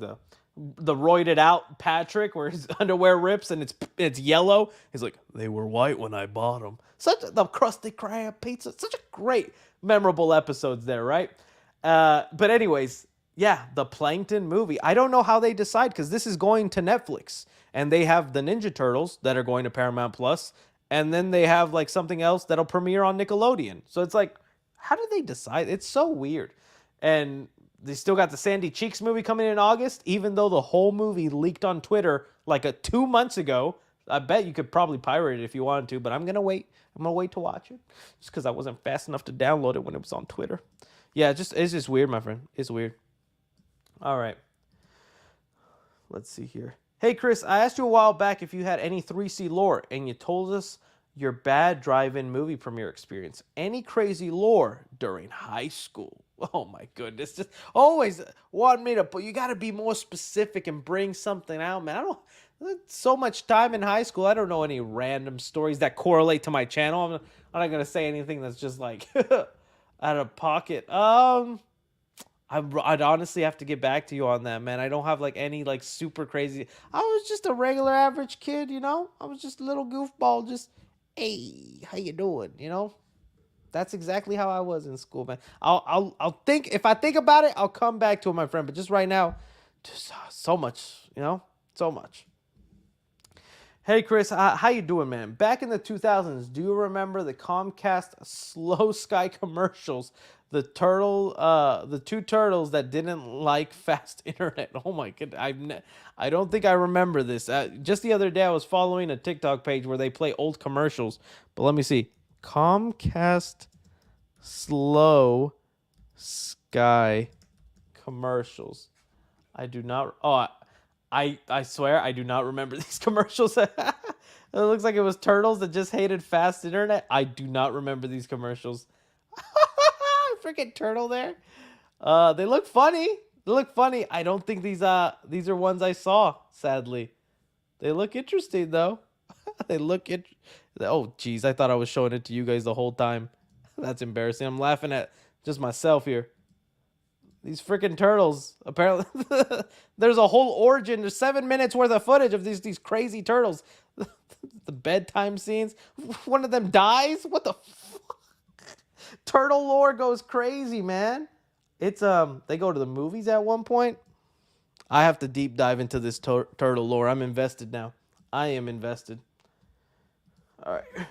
Chris, I'm almost done with a Nightmare on Elm Street analog series. I got one video left after I plan on making a series based on Mr. Widemouth creepypasta. Any advice? I mean, I'd have to see what you did with the Nightmare on Elm Street one. That sounds interesting to me. I got to dive into analog horror. I know there's so much out there. Don't know where to begin, but it sounds interesting to me. I never delved into it, but I see some videos and I'm like, that kind of piques my interest. I don't know who Mr. Widemouth is. I was watching a show the other day where they were trying to do their own version of creepypasta, and it was so funny because they named it Spooky Spaghetti. I'm not kidding. There was a show, they have scary stories, and they were like, oh, I read that on Spooky Spaghetti. Just say creepypasta. Just, you can't say, what's Spooky Spaghetti? Honestly, though, that is a much better name. I'm not going to, creepypasta is like iconic now, but Spooky Spaghetti sounds a little bit better to me. All right. Do you think we'll get another Ghostbusters movie? I think so. We might get one more. I'm not going to guarantee it, but that movie made enough money. Let's look at the box office of that.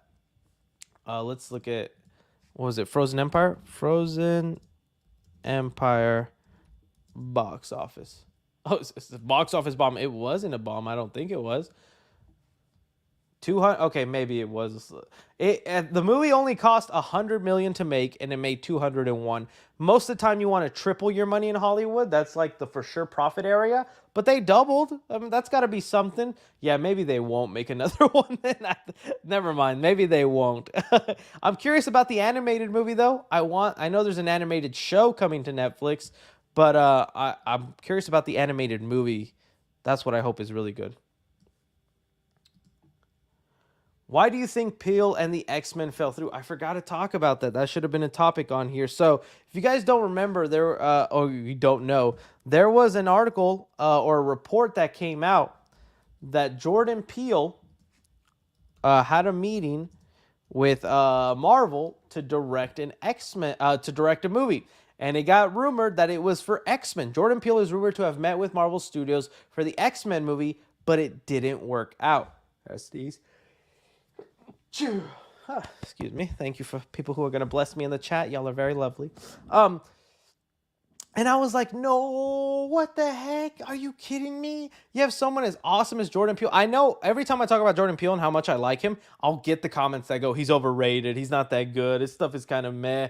I think he's very talented. I think he's extremely great. And him working on the X-Men movies probably would have been awesome. Now, it didn't work out. And there could be several reasons for that.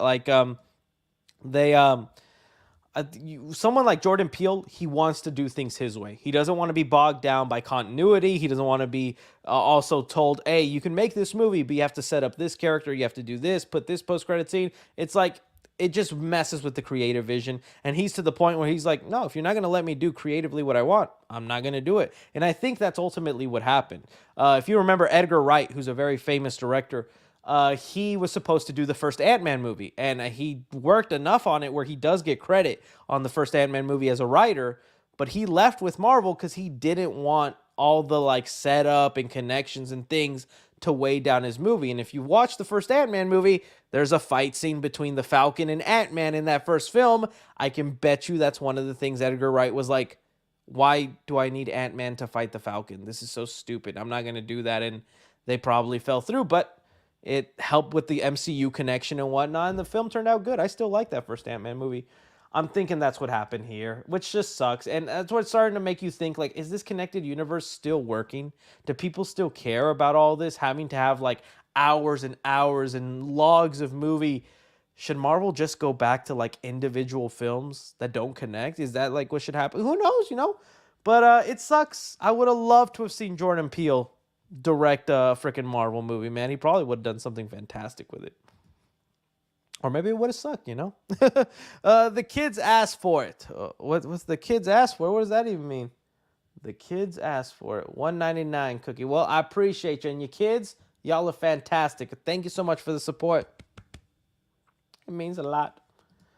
Do you have a fave cologne you use for the ladies? I have one. I could bring it. Let me. I don't need a break. Well, okay, I already said I was going to do it. Let me do it real quick.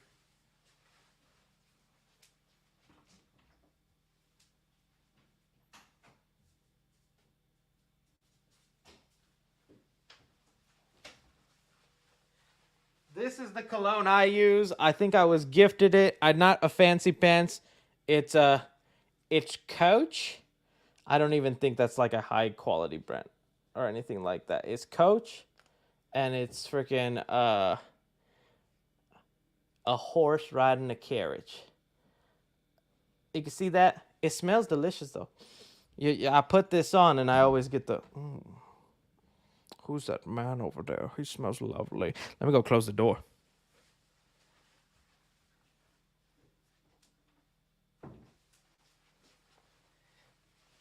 Because you see, when I busted out that perfume and that cologne, and all the ladies are already running to my door. So I have to chill out, bro. Have to chill out. All right. Hey, man, love your videos. Can I please have a shout out? Liam Long, you have a shout out, man. I know they call you Long for a reason, and I appreciate that. Shout it out. How is your day going? My day is going good, Mojo Jojo. Dude, I freaking love the Powerpuff Girls, dude. I hope they come to Multiverses. They were teased. And you know what? I can't play Multiverses anymore, man. I've been playing it on my off time. Too many people have learned how to spam, how to corner you. It's not fun anymore. I played like 20 games and I was winning. They finally put me in like good lobbies, and some of y'all try too hard, man. Some of y'all ruin the fun. I can't even get a punch in.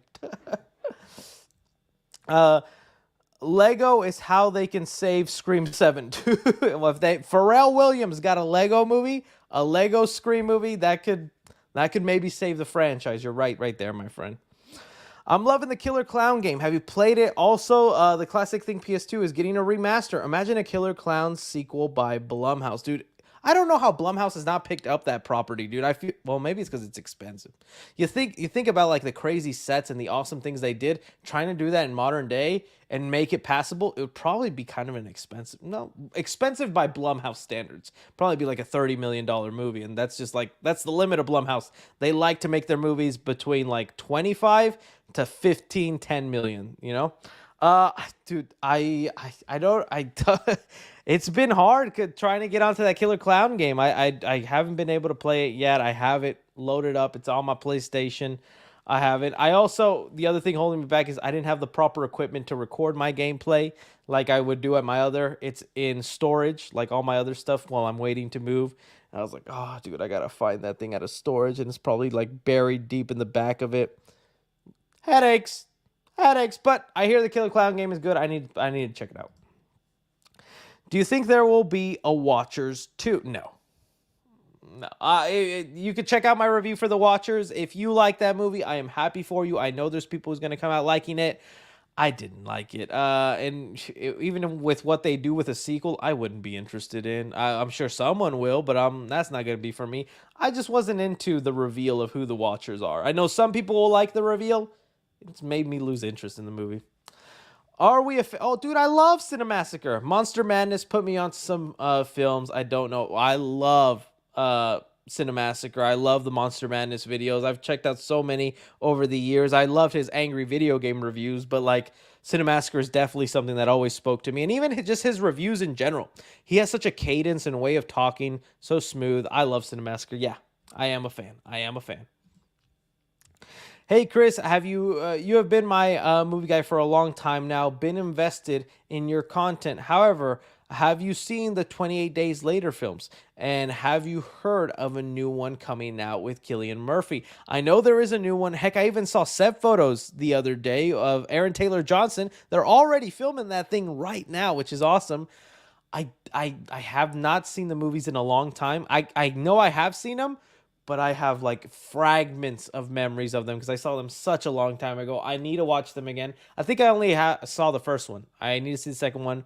I know people love them, but yes, I want to see them again, and I could probably do a review video like I did for The Strangers right when that one comes out because I know that's a beloved series. But yeah, that's why I kind of haven't talked about it much because it's like, oh, dude, I don't want to talk about it if I don't know what I'm talking about yet. But I do want to see them again. Pacific Rim and MonsterVerse crossover. Yeah, sure. Why not? I don't know if it'll work out. Like I said, just put like Jet Jaguar in there, man, or some more like man-made robots. I think it'd be kind of cool. I don't know if you need to include Pacific Rim in there, but sure, I'm down for humans in robot suits also fighting with the Titans. I think that'd be so cool. 3C Films, are we getting a new cast for the Maze Runner? Yes. So if you guys didn't hear, there is a Maze Runner reboot coming. It is being produced by Wes Ball, who did the original Maze Runner trilogy. But they're saying for the new Maze Runner film, it's not really going to be a sequel or a prequel. It's just going to be a like different story, but focusing on elements of what made the first movie enjoyable. Basically, they're saying we're going to focus on the maze because the movie's called Maze Runner. And then the rest of the movies had nothing to do with a maze, but we still called them Maze Runner. You see where I'm going with there?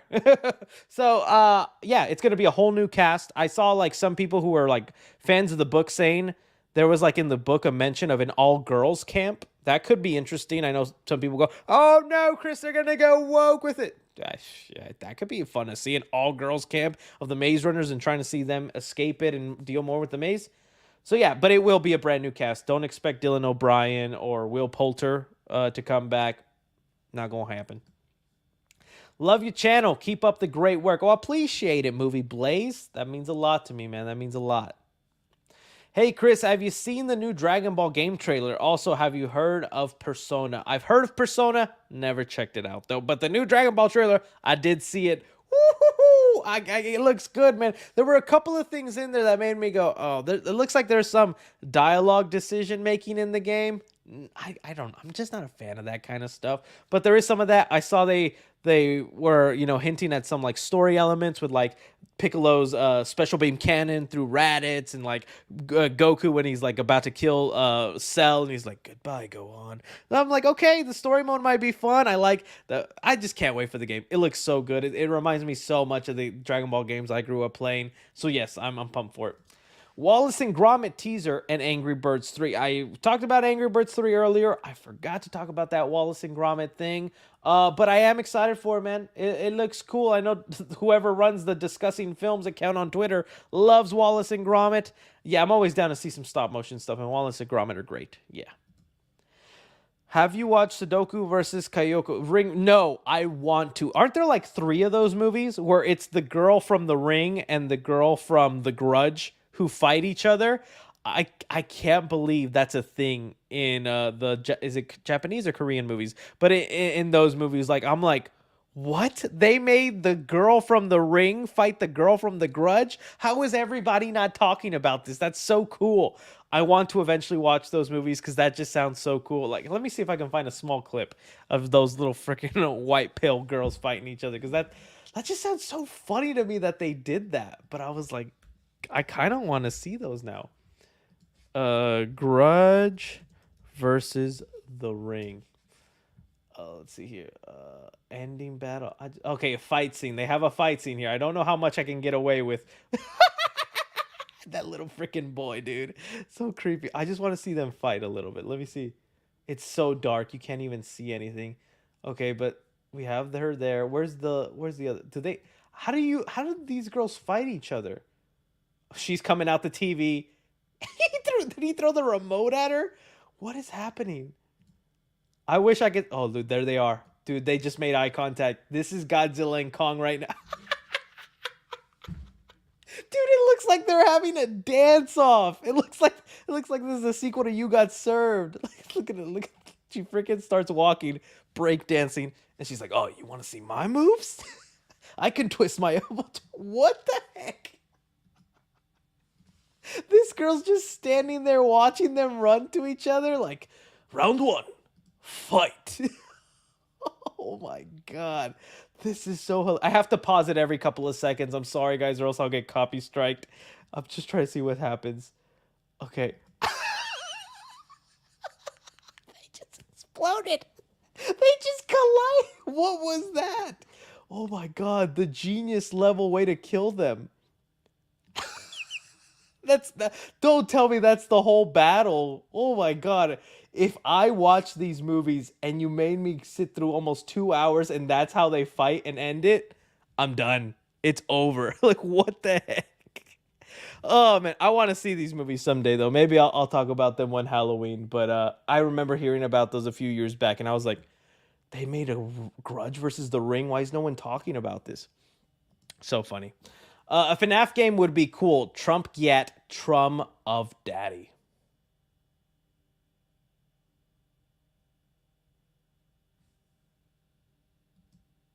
What happened to the Tales of the Crypt remake? I know they announced it. We didn't see much of what like happened to it or what they're talking about. It just looks like it's just in the works, until it happens. I hope it happens. I like the Tales of the Crypt series. So it'd be cool if they did it. But yeah, we just haven't had an update on it so far right now. And sometimes things get announced and they never happen. Remember the I can't say her name because YouTube still has a rule where they freaking don't let you say it. I don't even know if I can show the Twitter account because it'll is it did they delete it? But they basically, like, this was a thing. I can't say the name, but this was gonna be a thing. Was this you remember this person and all that? The reason they YouTube banned the name of it is because of kids were like doing a challenge and hurting themselves. So it's like the word has been banned. So I can't say it. But that was a movie that got announced. There's a Twitter account for it, and movie never got made. All right. Do you think A Legend of the White Dragon will be good send off for Jason David Frank? The White Dragon. Legend of the White Dragon. Oh my god, I feel so dumb. What is that? Legend of the Oh, is that the Power Ranger? Right, the Power Ranger. Yeah. Um. Oh man, my friend, I wish I was I wish I was a really diehard Power Ranger fan. I am as casual as can be. I wish I could tell you I knew the answer. I'm gonna say yes because I'm hoping that'll make you happy.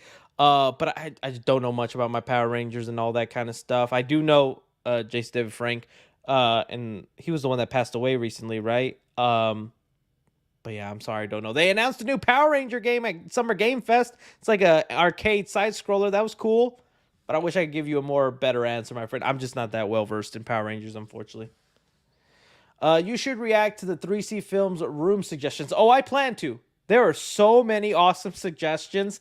We can like look at a couple right now, but I want to do a proper video with that because you guys, some of y'all really went out. Dude, okay. We always have to go through this photo. It's just the quickest way to get to the subreddit. My face photoshopped on Nick Avocado's body. Very funny, guys. But let's see here. There's some good. Jeez, Louise, what? I start the stream and you guys just start adding. But there's been some really cool ones. Some people actually trying and showing me really cool things of like what it could look like, and then there have been some like this where they just take the stream where I accidentally revealed my butt crack to you guys. Yeah, I definitely want to react to some of these because they were good, but that'll be in a proper video. I do want to. All right, let's keep going. New Avengers Assemble comic could be MCU team. Oh, okay. New Avengers Assemble comic. Is there a new one that just came out? Okay, I'll look up into it, my friend. Sometimes they do that where they make the comic book, what's happening in the comics, match the actual movies and all that. So I believe you. I believe you. Chris Lovia. I love to watch movies for hidden conspiracies like the world behind Illuminati movies. Do you know any of them, like Skull and Bones? I do not. I've never heard of Skull and Bones. Is that? That's kind of an interesting idea, though. Skull and Bones. It's just pulling up a video game for me right now, but if that's a movie, man, I'd like to watch a movie about the Illuminati. They're making a movie about the Illuminati recently, but it's not like a serious movie. It's like a comedy. It's like a parody of, the Illuminati conspiracies or whatever. It's like going to be about a guy who gets famous, and then the Illuminati approaches him, but it's going to be a comedy. Hey, Chris, have you seen the 1998 Godzilla movie? Yeah, I have seen that one. That was my Godzilla movie for the longest time, and it's probably why I'm not a giant fan of the Godzilla character, because I was like, it's just a weird lizard and all the stuff they were setting up. Even as a kid, I didn't love that movie. But that was my first ever Godzilla film. Maybe one day I'll talk about it on the channel. When do you think you'll make the fan studio video? Sometime this week is when I'm hoping to. My editor was away on vacation, and so I really wanted him to be able to help me with the video and make it nice. So I think I'm gonna do that sometime this week. Hey Chris, are you hyped for The Boys season 4? Yeah, I saw the trailers and the clips that they're releasing right now. It does look pretty good. Let me see. And yeah, I'm curious to see this movie and how it turns out. Not the movie, the show. Sorry about that. I was just texting my lady to take out our pup because she's crying to go outside.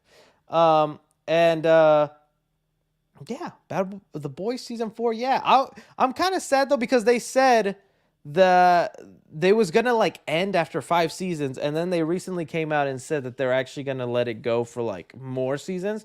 And I'm just like, oh man, it's starting. I think you're gonna ruin it if you let it go on that long. It'd be nice if you just give it a good ending, But we'll see. Virgin Monkey 69 just sends in $1.99. Well, thank you, Monkey Virgin Sister 69. Who are your big 3 in Marvel Street characters? Street, Daredevil, Spider-Man, Punisher. Not even kidding. Those are the big 3. I've always loved the Punisher, always loved Spider-Man, always loved Daredevil, not even because of recent bias or anything like that. Those are literally have always been my street level guys. I love the Thomas Jane Punisher movie. I think that's such an underrated film. One day I'll hopefully love to talk about it on the channel. I think even the Ben Affleck Daredevil movie is pretty good. It's because I grew up on those movies, and I did eventually go to read a bunch of Daredevil comics, and the Daredevil comics are really good. Those are my big three. Hey, Chris, Reed here. What do you think of Inside Out 2 main inspiration being Uncut Gems? Oh my goodness, I did not even know that was the inspiration for Inside Out 2. That's kind of crazy. So we're going to see, well, I don't want to spoil it, but I was about to spoil Uncut Gems, but some of y'all need to see that with Adam Sandler. It was a good movie. If we see, Riley saying, "This is how I win," and some crazy stuff happens, it's gonna be peak. I see it fairly soon here in I see it June 11th is my screening for Inside Out 2. I'm just hoping it makes me sentimental. I want it to make me cry. I miss when a good Pixar movie would make me cry, man. And Lightyear didn't do that. A lot of these other movies have just not been hitting that good. I hope Inside Out 2 hits though. But that's an interesting thing that they took inspiration from Uncut Gems. Chris, did you see the Tales of the TMNT trailer? Yeah, I talked about it at the beginning of this stream. If you want to go to the very front of this stream, it's like the first thing I talk about there, and I give you my full thoughts on it. I think it looks good, and I can't wait to check it out. Which character in the DCU do you want to see get an animated movie or show? If we're talking animated film, right, like an actual animated and not the DC animated movies where it's the 2D stuff, which I do still like the 2D, but if I'm talking about like the next Spider-Verse or thing like that, animated wise, I mean, if you're not going to do a live action Green Lantern movie, then do it animated, man. There's so many great colorful things you could do exploring the cosmos of the Green Lanterns and all the other color Green Lanterns they have out there. They wouldn't be called Green Lanterns, would they? But all the other lanterns, I'd love that. If not that, animated wise, I'm trying to think of like a really good one.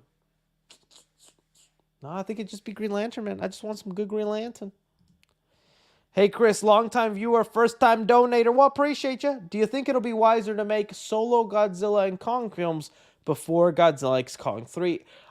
On paper, yes. I definitely think, especially for Godzilla fans, they have been thirsty for just a centered Godzilla movie, and I don't blame them. As big of a King Kong fan as I am, and I'm as happy as I'm getting a lot of Kong, if I was a Godzilla fan, I'd kind of be pissed with like the 5 minutes of screen time Godzilla happens to always get.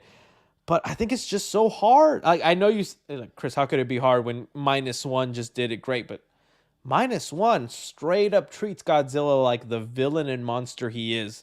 That just isn't the case in the Monsterverse. In the Monsterverse, Godzilla's Superman. Godzilla's Iron Man. He's a hero. And it's just kind of hard to depict a whole movie that way without some sort of tragedy. So, it'd be nice if they subvert it, and maybe that Godzilla movie will be about the humans turning on Godzilla and things like that. I don't know. I would like to see another solo Godzilla movie, but they're not going to do it. I think they're just going to make the third Godzilla x Kong movie and just try to keep milking it that way. But we'll see. Andreas Benjamin Bedoya Osorio sends in 2 super chats of support. Thank you so much, my friend. Chris, you look like 3C Santi and Grimace. I'm going to Google those names off to the side. Because if I don't want my feelings hurt on stream. Okay, I searched up Santi, and I got a black man.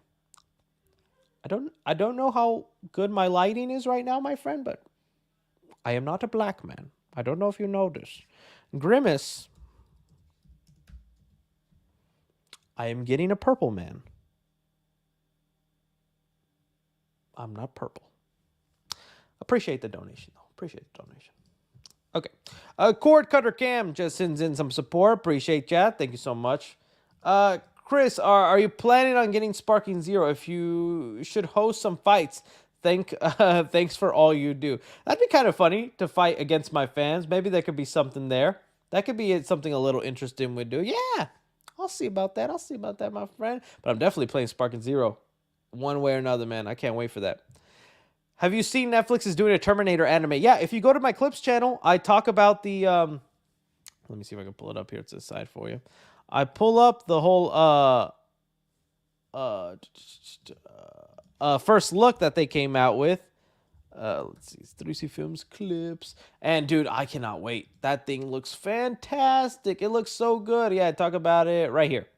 So it's right there on the Clips channel. You can see it. I go into what the story's going to be about, the couple of photos, my thoughts on it, and I'm just really looking forward to it. I know they recently announced that Timothy Olyphant, I could never say his name, is going to be the voice of the Terminator, which, like, you know, Arnold has very iconic Terminator voice. That's going to be hard to top. But I like him. You know, he was a Ghostface. Scream 2 Ghostface. I'm excited for it, and they had like a little bit of more footage shown recently during that Netflix like teaser thing. I cannot wait. I'm actually really excited for that. Yeah. Love you, Daddy. Been a sub since 2019. If you could be cast as a superhero, not introduced in the MCU, who would it be? Also, gaming stream soon? It looks like you guys want it, man. Maybe might have to happen. Maybe might have to happen. If if you could cast a superhero not introduced in the MCU yet, who would it be? Like just the superhero or like the actor I'd want? I mean, Ryan Gosling as Ghost Rider is definitely something I would want, dude. Ryan Gosling as Ghost Rider would be so cool. I want Ghost Rider. That's the kind of like the only other new character that would super excite me right now as a new person thrown into the universe. Hope your night is well. Apparently, the Teenage Mutant Ninja Turtle writer Tom Waltz wants Judith Hogg to return as April O'Neil in the Ronin film. I did see him say that. I'm telling you, that is the smart thing to do. You're making a rated R Ninja Turtle movie, so that means you're obviously trying to appeal to the older fans. Most of the older fans who can go buy a ticket to this R-rated movie are fans of that 90s Ninja Turtle film. If you connect the 90 movies to the last Ronin movie, I think that's just a smart move. We'll see if it happens, but yeah, I saw that and I think it'd be awesome. Chris, are you a sneakerhead and most expensive shoe? I'm not really a sneakerhead. I know some of y'all are asking because there was a photo when I went to a sneaker con here in Dallas and I was with a fan and people were like, whoa, I didn't know 3C was a sneakerhead. I'm not really a sneakerhead. I do appreciate a nice sneaker, but I went to that because my best friend, he's a sneakerhead. And I just thought it'd be something fun for us to do because he likes sneakers. I appreciate them. I mean, my dream sneaker would be the freaking either. I like the Jarritos Nikes. I want the original Spider-Verse Nike shoes that came out with the first Spider-Verse movie. But my dream shoe is some Marty McFly Nike mags from Back to the Future. But they are hella expensive. They're like $80,000, $40,000. I'm never going to drop that on shoes. But man, I would love to own a pair. Maybe a replica someday. A replica. I hate when Chucky people defend on Dan Mancini that he created Chucky. In reality, it was Tom Holland that created Chucky. Everything about Chucky was by Tom Holland, not by Don Mancini. Don crybabies. Look, I still want to give my respect to Don. Because even... I understand where you're coming from because Don Mancini didn't have the idea of voodoo. Didn't have the idea of Charles Lee Ray. His idea was that Chucky comes to life through the blood of Andy and like just manifesting him, which I think would have been not as memorable. Tom Holland, the director, not Tom Holland Spider-Man, definitely has a lot of elements that are important to Chucky today. But also, Don has been consistent with the franchise from Child's Play 2, Child's Play 3, Bride of Chucky, Seed of Chucky. Although he makes some decisions I don't always agree with, the man has kept it fresh and interesting. I do respect him for that, but I will say I'm also not going to be sad if like someone else takes over the franchise and tries something new, like with the 2019 Child's Play movie, where I was like, that was something new, and I enjoyed it. Wish we got a sequel, but we didn't. But until then, I'm still willing to give Don the props because he started it's still his baby. I'd hate to take that away. Been watching your content and loving every video you put out. I can't remember if you've talked about it, but the 3 Spider-Man, who is your favorite? Oh, Andrew Garfield, Tobey Maguire, Tom Holland. I love all of them. I think they all do a great job. I enjoy each one of their movies. Me personally, it's just Andrew, I think, is the best actor of all the Spider-Men.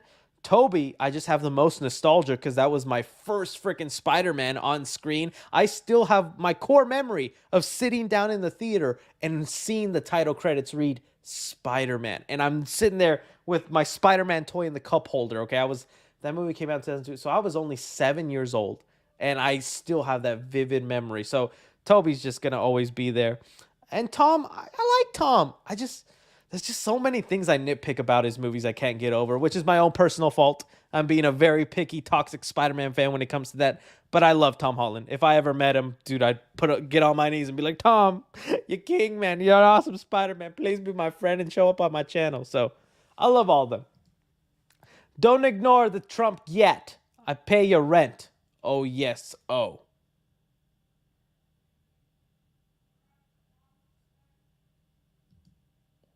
Chris, do you plan on streaming Killer Clowns or Multiverses? Big fan, by the way. It'd have to be Multiverses, but like I said, I need to get the little streaming thing out of storage, and that's the only thing that's been keeping me, plus having time to play the game too, because I've been busy. But yeah, hopefully, my friends, hopefully. Movie's called The Skulls. Paul Walker's. Check it out. Oh, okay. I'll remember that. The Skulls. Oh, so I guess they were two separate movies. When you said Bones and Skulls, I guess they were two separate films. I thought that was the whole title, Bone and Skulls. I'll remember that now, my friend. Thank you. Who should voice Yoshi? I think it should be Obama. What? Obama has such a deep, recognizable voice. I can't imagine him going, Yoshi.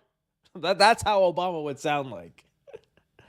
Hey, Chris, who would you recast for Kraven the Hunter? I always wanted Ode Foray from The Mummy. He would have killed the role. Oh, he would have been a good choice. I don't mind Aaron Taylor Johnson. I think Aaron Taylor Johnson was like an unexpected but nice surprise.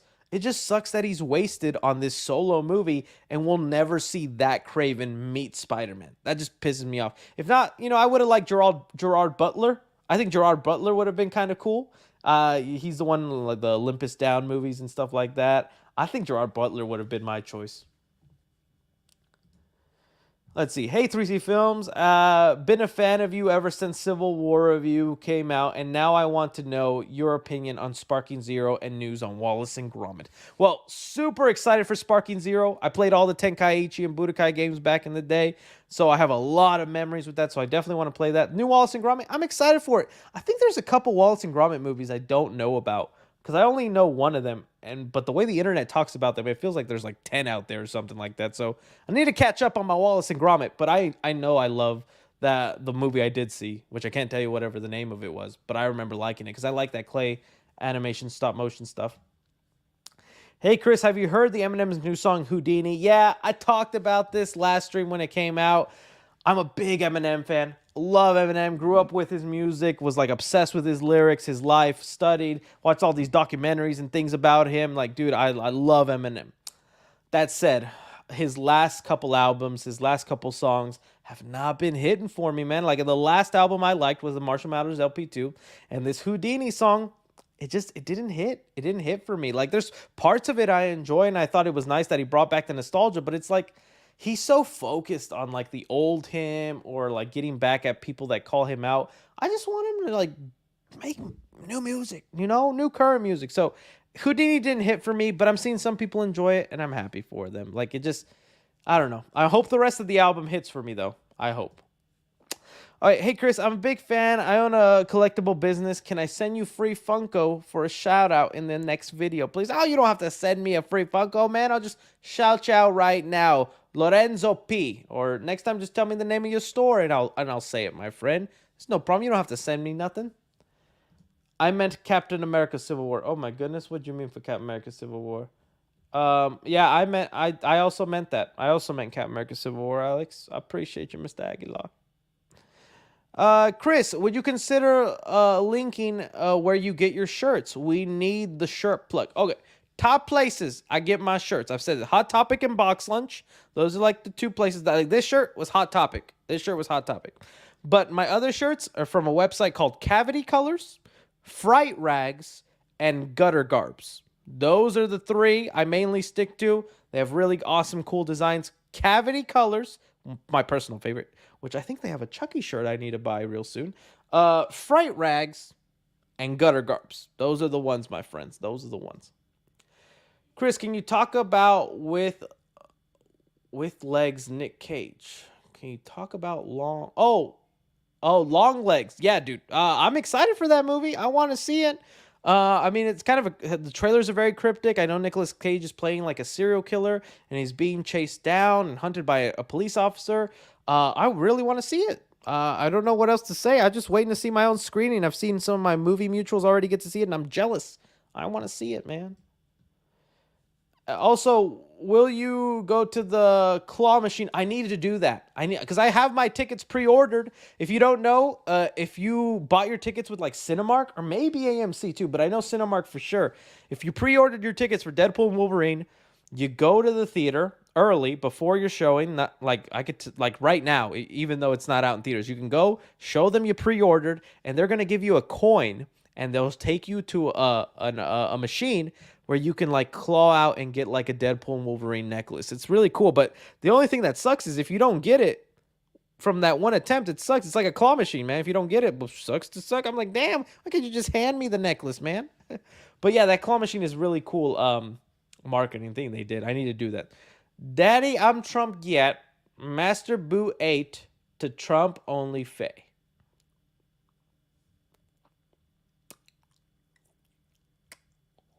So we don't have any more super chats. That was the final super chat, and I want to thank all you lovely people for spending your Friday nights here with me, talking about what we talk about. Y'all are amazing people. Stay tuned on the channel for more awesome content headed your way. I love y'all's faces. Take care, my friends. Take care.